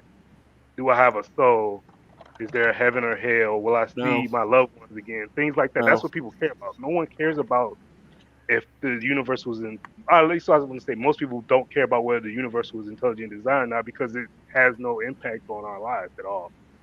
You have to make arguments that people actually care about, like, oh, you have a soul, and if you live this certain way, then you'll go to heaven. If you live that certain way, then you're going to go to hell, and you'll never see your grandma and your cousins and and all this other stuff. And if you pray, he'll heal you of cancer, or he'll take away all of your disease or your sickness, or all of your problems. Yeah, never seems to happen though. So I wouldn't even argue with someone who just wants to talk about intelligent design. It doesn't really matter. Woohoo! Thank you so very much, Blackjack. And yeah, I agree. And okay, we're gonna go quite into a open character, John conversation. Maddox, yeah. If you don't have experience dealing with him, yeah. Go ahead, Amy. Exactly. And okay, we're going to be going into open conversation for a little bit longer, and then I think we're going to be wrapping up the night into outros. So I did want to say really quickly, I agreed with most of what Blackjack said, but I think a point of disagreement would be that I don't think that defending broadly theistic or deistic arguments is in any way like sort of running away from like a Christian or a Hindu or an Islamic argument. I think the arguments for some particular, or rather, the arguments for there being some supernatural agent responsible for the structure, function, or very existence of the universe, I would argue, are separate from the arguments that take that particular agent and ascribe it to their particular religion. So what one is capable of making an argument for some theistic, broadly theistic or deistic entity or agent without necessarily subscribing that to any particular religion. I don't think that one is committed to a religion when they argue for the existence of some sort of theistic or deistic entity. Well, I mean, I feel like if you're arguing for a intelligent design, but you believe that you also believe that intelligent design to be a specific entity, then you're trying to hide behind that. Like, just argue for the God you believe in. Don't argue for somebody that you won't even describe or define. You have to define. I feel like you have to define the intelligent designer if you want to have an actual credible argument. I agree with that to some extent, but again, I would draw a distinction between arguments for there being some sort of intelligent designer, I guess, broadly, and that thing being ascribed to some particular religion. And It's disingenuous when you argue something that you don't particularly agree with or for. There are So, very few strict wait, theists hold out on. there. Most Is it people is have it a possible for belief. somebody as a Christian to argue for just a basic theistic or deistic God, not necessarily one of any religion? Disingenuous. So hold on. If somebody who is a Christian, a devout Christian, argued only for the Kalam cosmological argument, did not ascribe that God to any religion, only argued that the argument gets you to a God, that's disingenuous? Yes. They'd be going against their own Wait, hold on. William Lane Craig is disingenuous in almost every debate he's been in. That's what he does, yes. I don't agree. Is when he makes the So it's just arguments, a point of disagreement. when he makes the arguments, is it going against his own belief? That's what happens when No. That's the thing. A general theistic or deistic God, you could take that and use it for Christianity, Islam, Hinduism, Judaism, some Because form of. the way I mean, always look I know people that believe in a God, but do not ascribe to any one religion. They're just a theist or a deist. But there are very few not, of those. Very few. They're not disingenuous then. But they're not. If you Actually, I don't think they're all that few. I know quite a few of if you them. subscribe to a specific religion and you dodge that point, or if you make excuses for it, or you try to avoid it in order to win an intellectual argument, you're being disingenuous. Wait, but arguing for only the Kalam cosmological argument. If somebody asked you, okay, why would, as a Christian, would you argue hold for on. only that? Wait, because you're not. The thing is, you're not trying to establish that it's any one particular God. The argument comes in steps. The first thing that a theist, or whether they adhere to any religion or not, the first thing they're going to do is try to get you to the idea that there's some sort of agent that exists. After they've established that, they will then try to take that idea and ascribe it to a particular religion. Right, but when you talk to an Islamic theist, that argument is going to be different than if you talk to a Christian theist. There's a difference. But that does not mean that. That does not mean that arguing for just a theistic or a deistic position is somehow disingenuous. Because they are, but it's not, because they are being genuine when they're making their argument. So how is it disingenuous? It's disingenuous because when somebody in the argument, which is a valid question, asks you who is that designer, and you say that it's irrelevant, when obviously the fact that the designer exists in the other instances of human instances that he was talking about, man-made instances that he was talking about, the designer is obviously a human, right? It's obvious, and so for you to make that same claim for intelligent design in creation or in the natural world, and not make the designer obvious, is being disingenuous, especially when you have a specific designer in mind. Well, I agree that saying, well, it's irrelevant what the designer is was I wouldn't say it's disingenuous. I just think it was a point against John. But you're intentionally not. Can you tell me what disingenuous means? Oh, for crying out loud! It means that you're not being genuine. Yeah. So how do you know he wasn't being genuine? So you're telling me that John Maddox isn't a Christian, or he doesn't believe that God and / Jesus Christ is the creator of the universe? Wait. When he's asked the question, he dodges it and says it doesn't. Do you know who irrelevant? Do you know who inspiring philosophy is? Michael Jones? No, could care less. Well, he's actually a very, very popular Christian apologist on YouTube. He recently had a discussion with James Fodor, who's an atheist and a naturalist, on an argument that Michael Jones has developed called the digital physics argument. Now, this argument does not get you to any particular god of any religion. So then why? But Michael Jones is a Christian. So when he presents this argument, just in case to demonstrate that there is some sort of supernatural agent that exists, he's being disingenuous, even though he genuinely believes in the merits. Even though he genuinely believes in the merits of the argument, I don't see how that follows. For crying out loud, if you'd let me finish. If he's asked who that God is, and he says it's irrelevant, he's being disingenuous. Yes. Well, but to the digital physics argument, it would be irrelevant.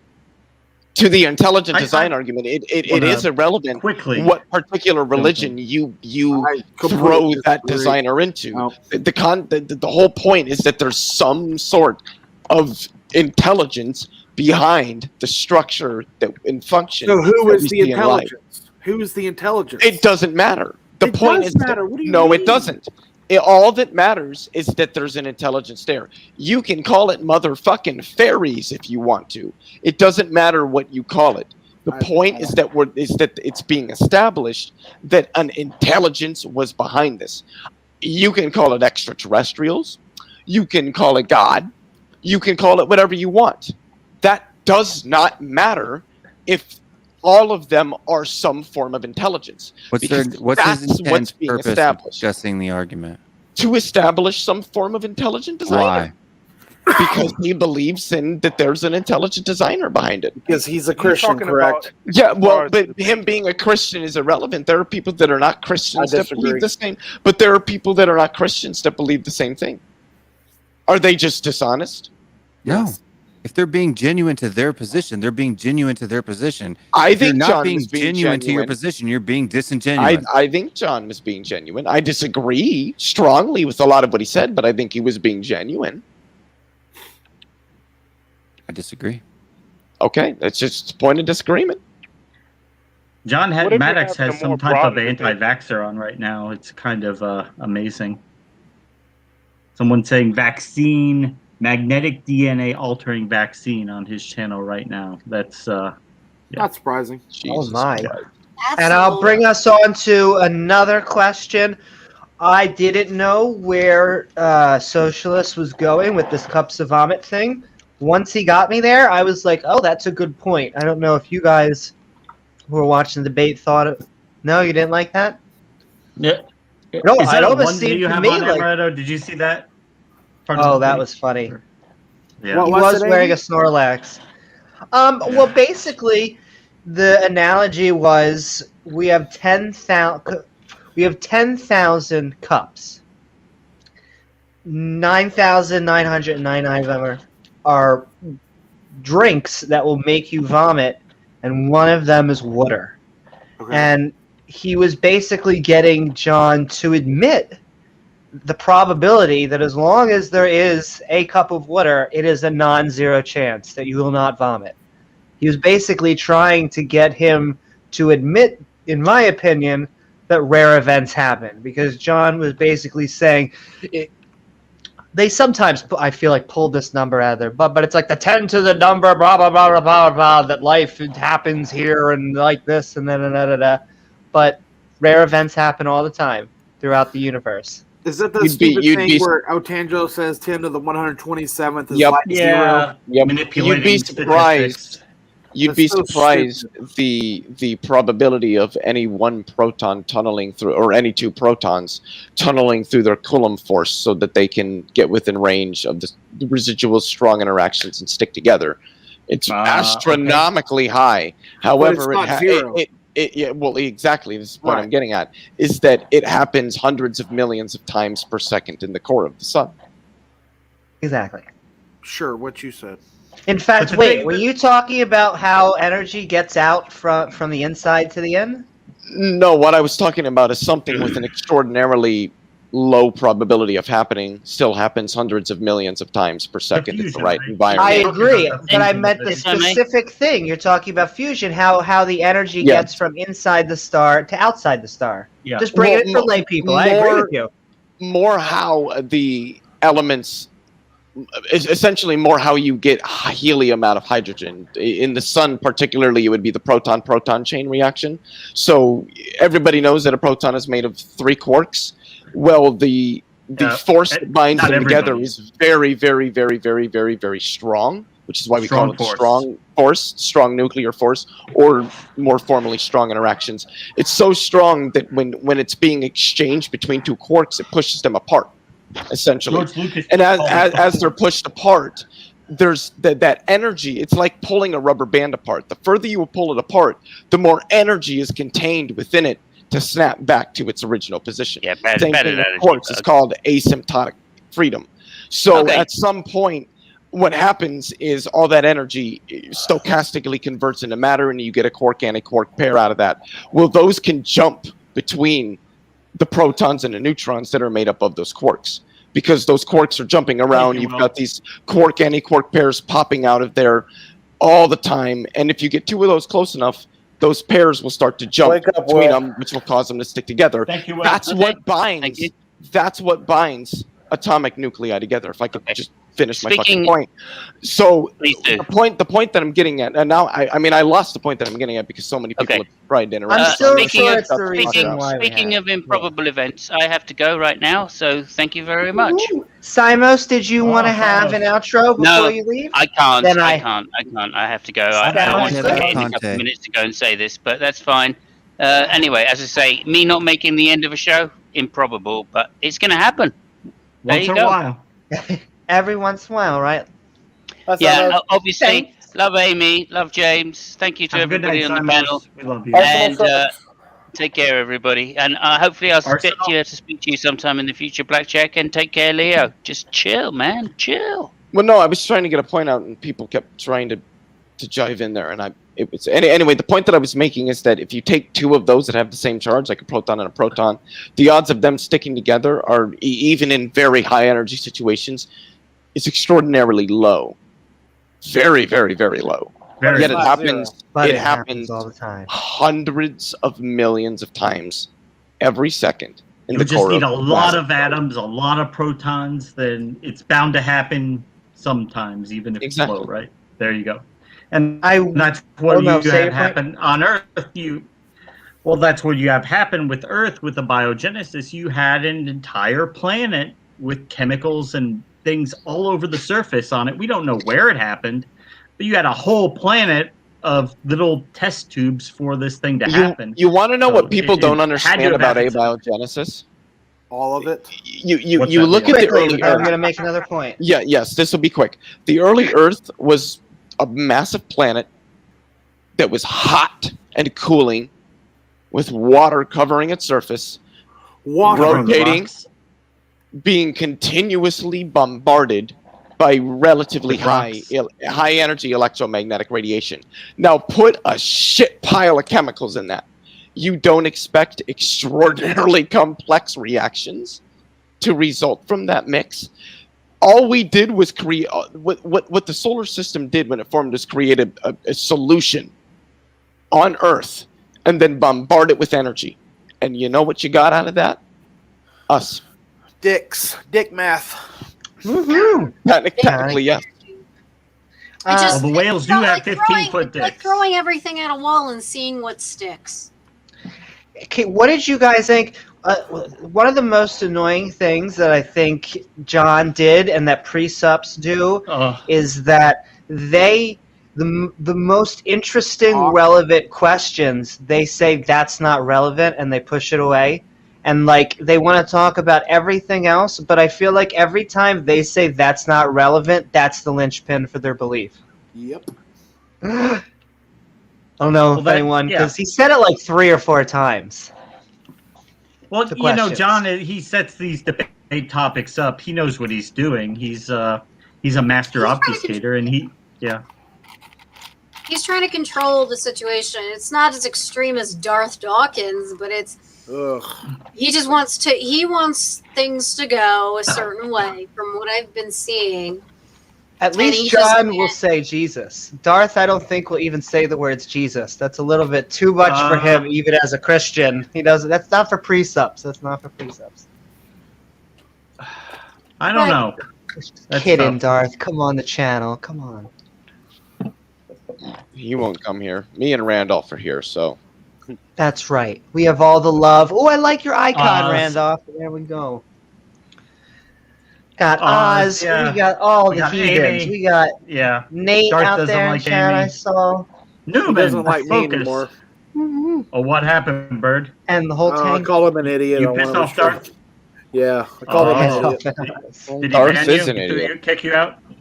Yeah, within like Darth 12 is a seconds. scrub. Darth is a washed up scrub. I don't want no scrub. A scrub is a guy who can't get no love from me. Hanging out the passenger side of his best friend's ride. I think he's Holler okay, at me. Amaretto. He doesn't want. He needs very binary love. He doesn't like. He's kind of a narrow-minded guy. And I'll Yes. bring up the last question, because we did talk about some of them, but the last one for tonight, which, it's funny how he's like, oh, she always asks this question, but I feel like I'm just trying to get it down to what it is he really believes. I asked him. That's the problem. Well, I said if abiogenesis, the problem is I don't believe his answer, and I do believe that he's giving me a genuine one. I just think he would. I just feel What's the question? which is a hard thing. So I asked him if abiogenesis was proven naturalistically, would your faith in a god be weaker? Would you basically, get closer to being an atheist? And his answer Didn't he was. say, Yes. He did say yes. He gave me a clean yes. Because I've asked that question similarly, probably I just wanted to get something that was more on topic, even though I've asked it before, because I really want to know, and I'll ask something from that maybe next time, but it just seems silly. It just seems like, is abiogenesis why you are a Christian? And I don't know. It seems what he's telling us is yes, but that just seems weird. The funny thing about it is, anybody who understands chemistry knows that life evolving naturally through complex chemical reactions is not something that's all that improbable at all. So, Amy, let me tell you, so he said yes, and he's actually said yes to that a couple times, but let me make a prediction that there's nothing you could ever present to him that would make him tell you, okay, yes, abiogenesis has been proven. He would just always say, well, it's not, he would always just bicker about, he would never say that, okay, it has officially been confirmed. The reason that's a good answer is because I don't want to say hiding, but, he's putting himself behind, I got years. I could just say this. They're not going to prove it for a while. I'm just going to keep on coasting with that answer. And it's not until we're like, no, this is how life comes about. Do. And look, all the private companies are now making it. See, that's how official it is. Well, just because that could point, happen that way, Amy, that doesn't prove that it did happen that way. 100%. Where's the video? That's why I don't believe that abiogenesis is the linchpin. So I think he says it. I think it's a good answer, and I even think it's honest because he may even believe it. He may even think that is the thing. I just don't understand how you get from. He's supposedly in information systems. He actually doesn't talk a lot about data and data whatever. But I want to know how that gets you to Christianity. I want to know how It doesn't. I don't know. But Amy, I had the accident, and then so after these accidents, the he gave accident. credit to the war god of the ancient Hebrews instead of the doctors. So and that that's made more sense. what I thought the answer is. Some atheists, the rumor is, and this is a out loud rumor, I'm going to say this, so if John wants to jump on and dispel it, but he said that's not his story. But that is his story, is that he had an accident, he survived the accident, and he's like, okay, God, I'm on Team God now. It's time I've heard to give back. I've heard him say that he asked God for 10 years. God, give me 10 years to just do my thing, and then I'm going to come back to you. And then he's like, yeah, I had 10 years, sex, drugs, rock and roll, all this, all that. Now I'm back to God. The thing that I need to say is that the argument that John was presenting tonight was not designed to get you to specifically any God. So asking, well, where's your evidence that this is the Christian God? It's irrelevant because that wasn't the point of the argument that he was making. But that's phase 2, Leo. That he's going into that. Yes, one but if he intent. never got to phase 2, then we don't talk about it, and he didn't. I We're just- agree, we're but if just you looking also a little ask, bit beyond the horizon. but if you push even a little bit, what do you think the mechanisms are? He'll then also say that is also not relevant. And so yes, then but I you're don't like, think that has anything to do with a particular religion. I think that has to do with the fact that there are no mechanisms by which anything non-natural could interact with the natural world such that you could experience some sort of result in the natural world. Anything that interacts with the natural world in some quantifiable manner analytically is natural. So, Well, I mean, I don't believe this is one of the problems that I have with the believe in the concept term of supernatural is that it's incoherent. It's inherently, it's intrinsically defined as being indistinguishable from things that don't exist at all.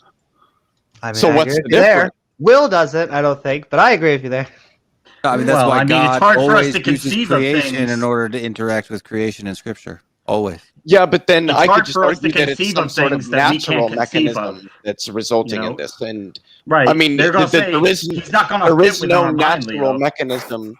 There is no natural mechanism that I could propose where you couldn't just slap God on top of it, because theism is right. ill-defined. Your position, I mean, just to be blunt, Will, your position is very ill-defined. It's not explicative and it's not predictive. I can't work with Designed to be non-false. And so you did say Will's name. We're actually going to let Will have the last say before we move into outros, and then you all get your last says. My position is ill-defined. What do you mean by ill-defined? Please define ill-defined. that there are no predictions or observations that could falsify your model, your idea that God exists. What does My idea, my personal idea? No, the general theistic idea that God exists, that there is some supernatural agent that has intentions and a will that interacts in some way, shape, or form with our reality. Interacts in some shape or form with our reality. How? That's a very good question. Because the God that I know always uses creation to interact with creation. Hence why he sends angels. Hence why he sends... So you're saying he uses the natural to interact with the natural? Yes. Creation to So, interact so with then, creation. then I can just say that that's the result of natural processes. It's not divine at all. Exactly, you could say that. You do say that. And we're going to end right then there. Exactly. We both How is the agree. justification for your position? Oh, that's another question. So we'll find out on the next episode. And On the next okay. episode. We'll find out So, on the with next that, woohoo! We are sending in. Choo, choo, choo. And okay, we are sending in the clowns. We love you all. And They're mimes, Amy. They're mimes. Mimes, Come that's on. right. That's Get right. it It's together, right. Newman. Get it together.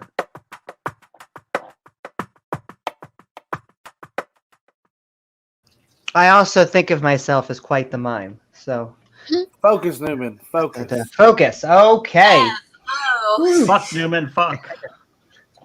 All right, and with that, we have been Midnight Ranting, looking for some intelligent design. I hope you guys had a fun time. Looking we for are two starting functioning brain with cells. Blackjack Bulls. I hope you had a good time. And where can people find you? And what are your final thoughts? Can you hear me? We hear you. Yes. Yeah. Okay. Hey, you can't really find me nowhere. I don't have anything that I'm promoting or anything. Good for you. Me neither. I just want to. I want to say before I forget. If you really want to see something really funny,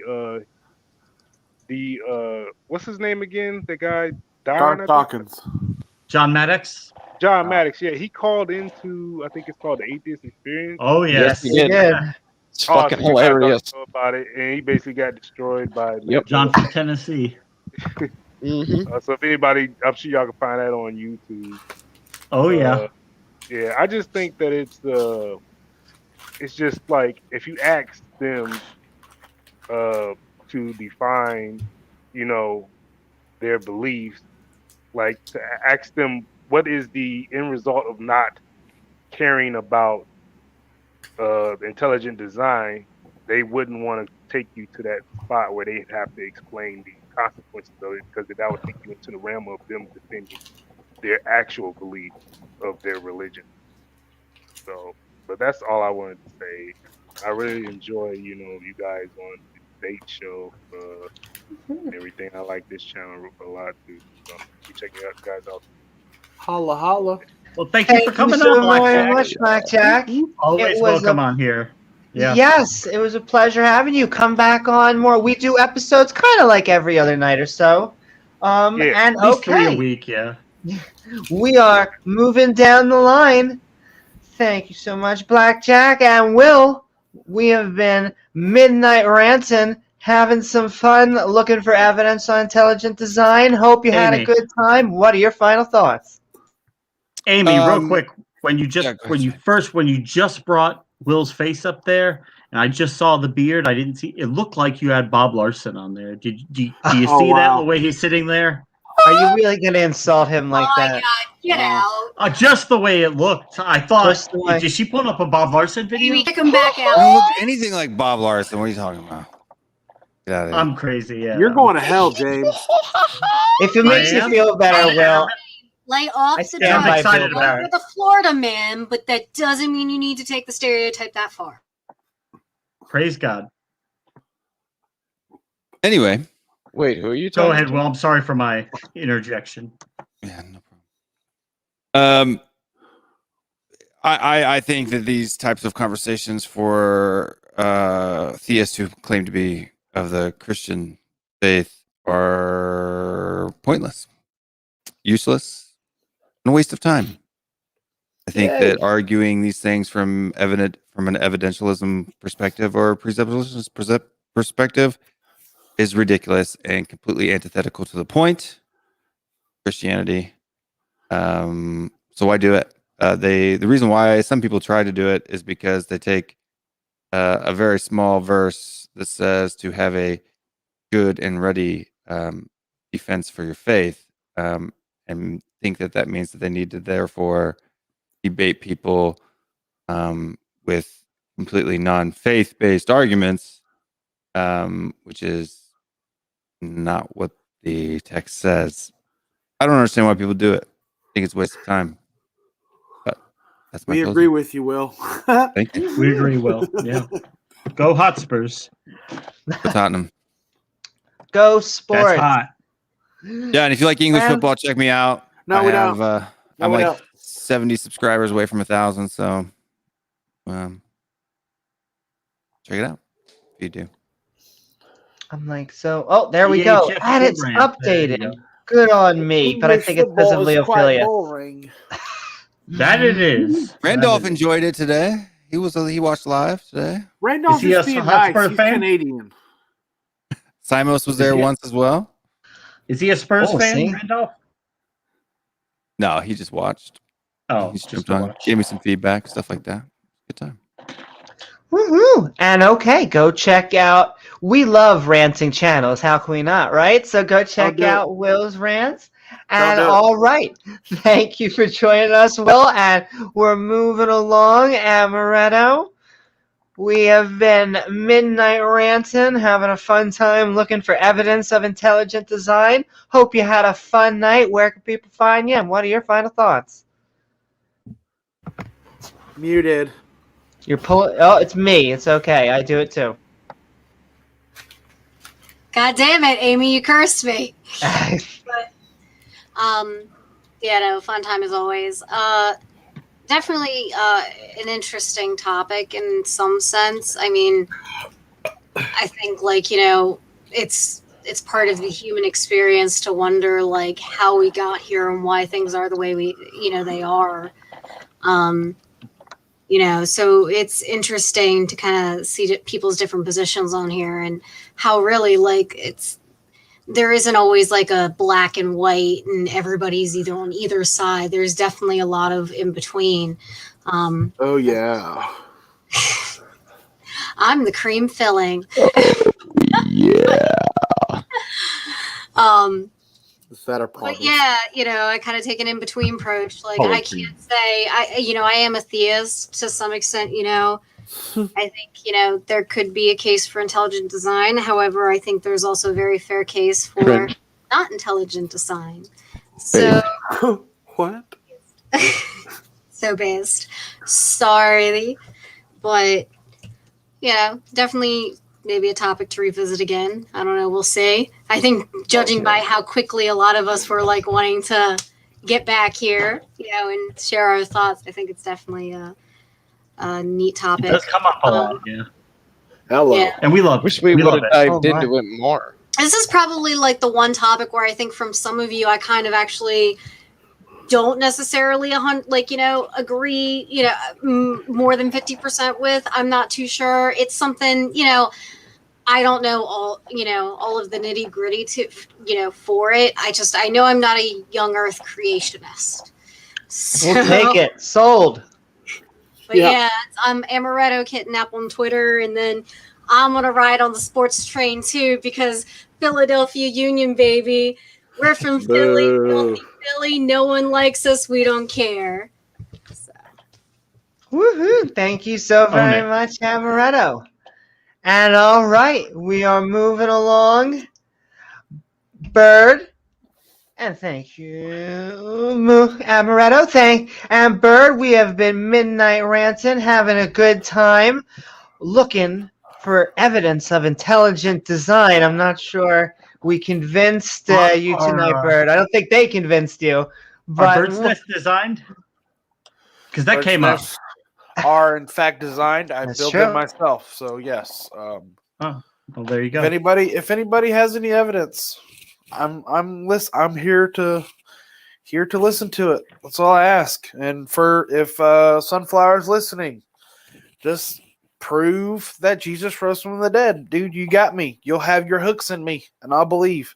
So make it happen, and don't come up with another analogy, please, because it makes you sound really stupid. Anyway, that's it. I'm out. This has been really fun.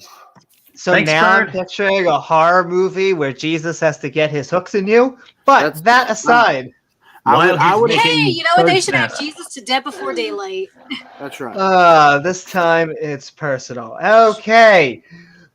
Thank you, Bird. He's living up to Leophelius. his name from Revelation, the hateful bird. Please do somebody else before me. I'm not. I'm Okay. dealing with. Just give me like a couple minutes. Technical situations. That's That okay. means he needs to hit the bowl. Yep. It's okay. Oh, Sometimes no, we'll have no. technical difficulties. No. Randolph. The difficulties are not technical. We have been. Oh, baby. Do you need a hand? Oh, sometimes too. We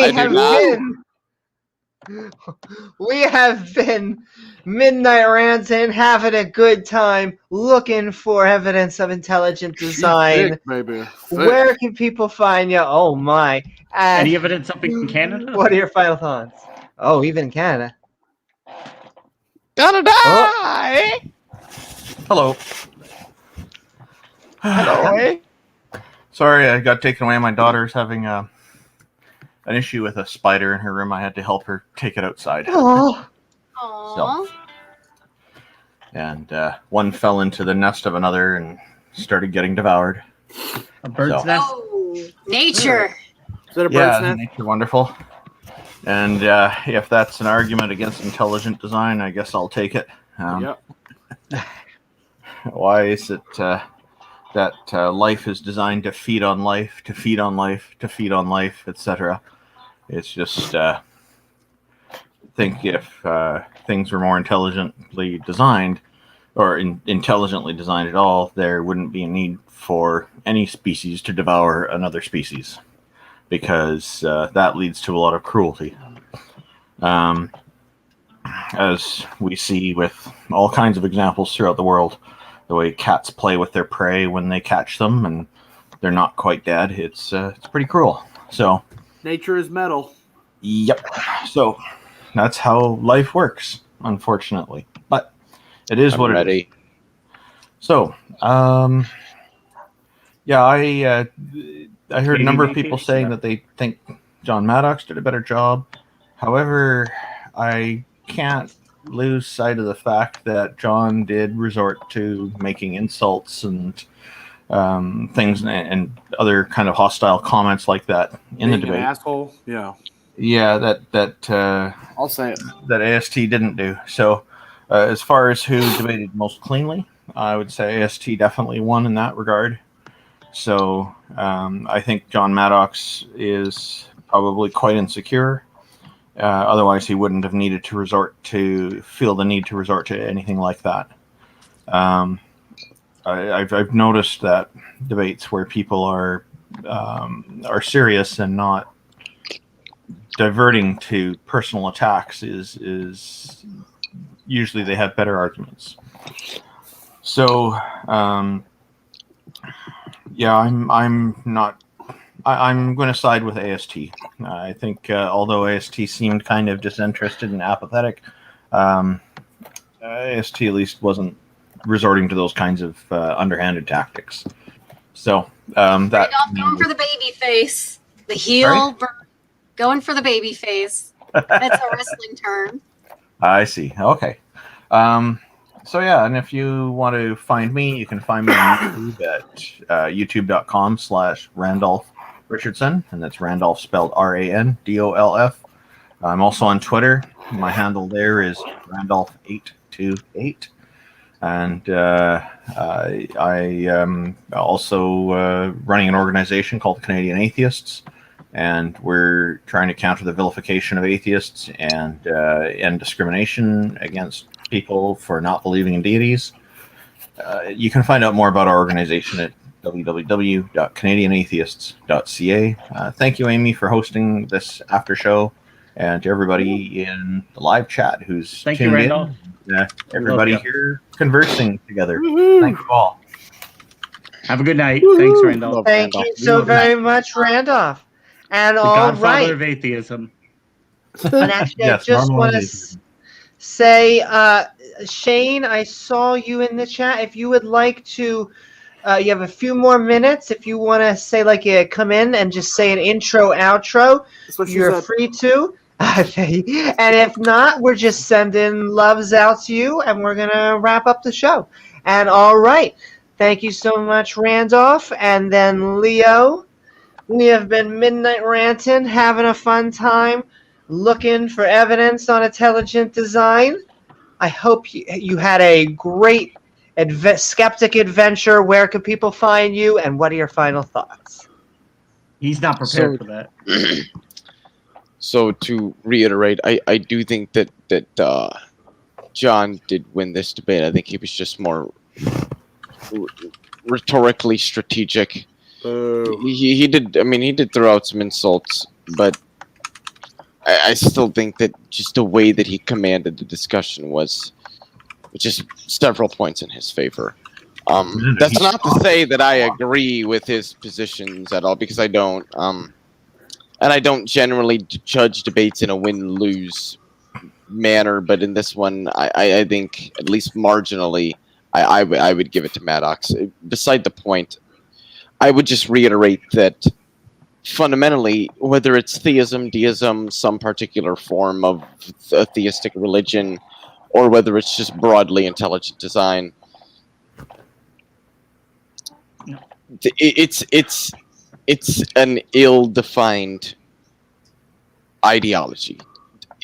That there isn't anything that could ever falsify it. It can fit with any possible observations that we make.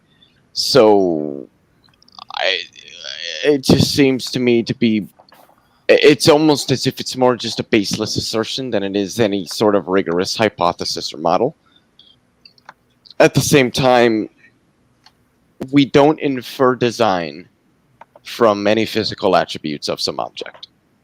We infer design from our prior experiences of particular things being designed. All of the things that are supposedly designed by some sort of esoteric, ethereal, if not supernatural intelligence are things we've never observed being defined. So it makes no sense to argue that they're designed simply based off their structure. Things like complexity, specificity, function, what have you, are not indicative of design. There are numerous things that have all of these properties that we know are not designed by any stretch of the imagination. This all comes down to our prior experiences. And this, I think, shows that intelligent design arguments ultimately, at the end of the day, they fail. Because the premises that they're based on just have no real merit to them. Woohoo! All Wow. right. Thank Brevity. you so very much, My man. Leophelius. How high are you, And Leo? all right. Whoa. Are you like You on top complete of the the fifth. stratosphere That's right okay. now? Fuck around and never come down. That's what I thought. Yeah. And okay, I Sing the think bird. all. Sing to me, baby. Sing to me. Sing, baby. Oh wow, he's hitting it again. Okay. And do monetization. Get him off screen. Here Get him off comes screen. James. Get him off screen. Just a little bit of marijuana. No, A it's not. funny. I No, will it's not. say I promise a it's not. funny It's tobacco. story. It's When I was in either one of my nonlinear editing classes, it was very early in my undergraduate year, and we had to do a how-to video. And I did a how-to video on, let's just say, how to smoke green stuff. And oh wow, I can't believe I handed it in. I can't believe, first of all, that I didn't get expelled, and that he gave me a good grade for it. But good times. But he was like, "Don't do this again." And okay, That's moving fucking along. Dodgers. Yeah, that was a crazy looking cigarette there. I like it. Crazy looking cigarette. Thank you, capitalism. And we are moving along It's a to strange James. fire, like from the Bible. We have been having an open conversation about looking for evidence on intelligent design. I'm not sure you are convinced, but that being said, what do you think, James? What are your final thoughts for the night? Break it out. Well, yeah, Freestyle. thanks everybody for coming on. No, Oh, yeah, I'm not baby. really convinced. I don't think we heard anything tonight that is anything different from the normal boilerplate kind of arguments that we're also used to hearing, but it is fun to go over them once again. So I thought we had some great conversations tonight. We had a few new people on the channel, so that's great. We're always love to see new faces and get to hear new voices. And yeah, wow, it's almost 5. We started a little later than normal, but we normally go on around midnight, sometimes a little after. So really wasn't too bad for us tonight. But thanks, guys. Yeah, And we will be back on Saturday for the main event, the big debate coming up. We're going to have a after party, big celebration. What's the big debate? Matt Dillahunty. So, and Kenny Rhodes. Yeah. So the big celebration. James is going to drink a hell of a lot that'll of be beer. all right. Leo can help me with that. The big I party. have a feeling afterwards, Kenny Rhodes will probably take it. Wow. Shut up, Leo. You think I'm joking? You really think I'm joking? I don't really judge are. these things based on the positions that people have. I judge them based on the ways I think to defend them. And to be quite honest, I think that Kenny has a better understanding of the philosophy and the theology and will be able to better articulate his arguments in a more palatable manner that appeals to the audience better than Matt will. And that's not to say that I think that Matt is bad at that. That's just to say that I think I've seen Kenny. I've talked with Kenny. I think he's very articulate. I think it's going to be a good debate, regardless. He's a better bullshit peddler. I was going to say, Matt does know his theology, though. He knows the Bible. And okay. Matt will be a challenge, 100%. That's what's going to make him good. Thank you so very much, James. And yeah, I will say this is like our normal time slot, but it was late for modern day debate. So we're cruising. And then I'm sure James was like, burn the midnight oil, but sending love to modern day debate. And in fact, if you want to see the debate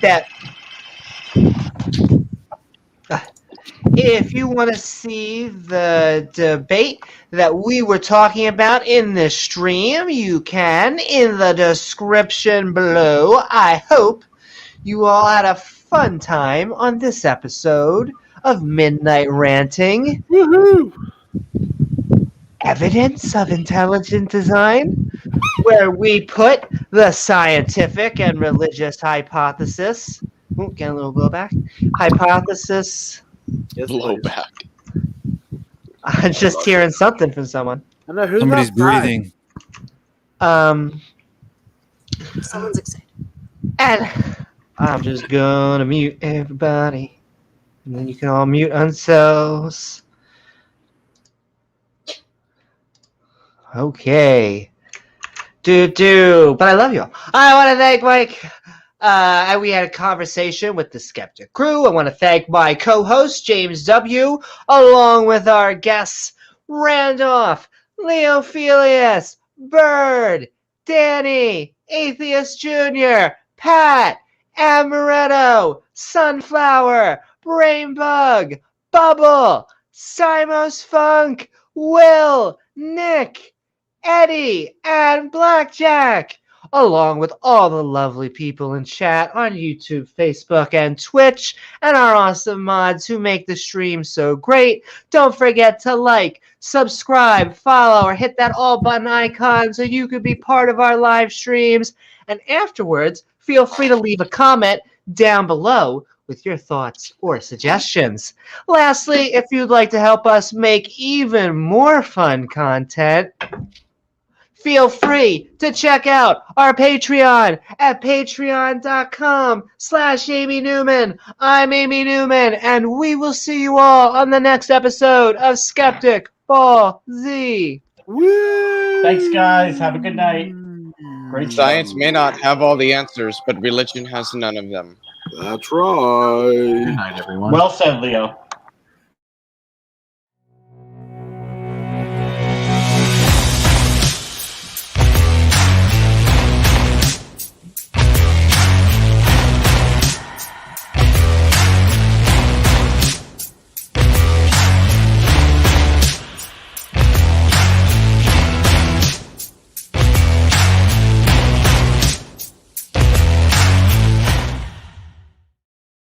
Didn't want to be fuddling with screens. I normally pull it back to wave. Waving goodbye. You're still alive. Still alive.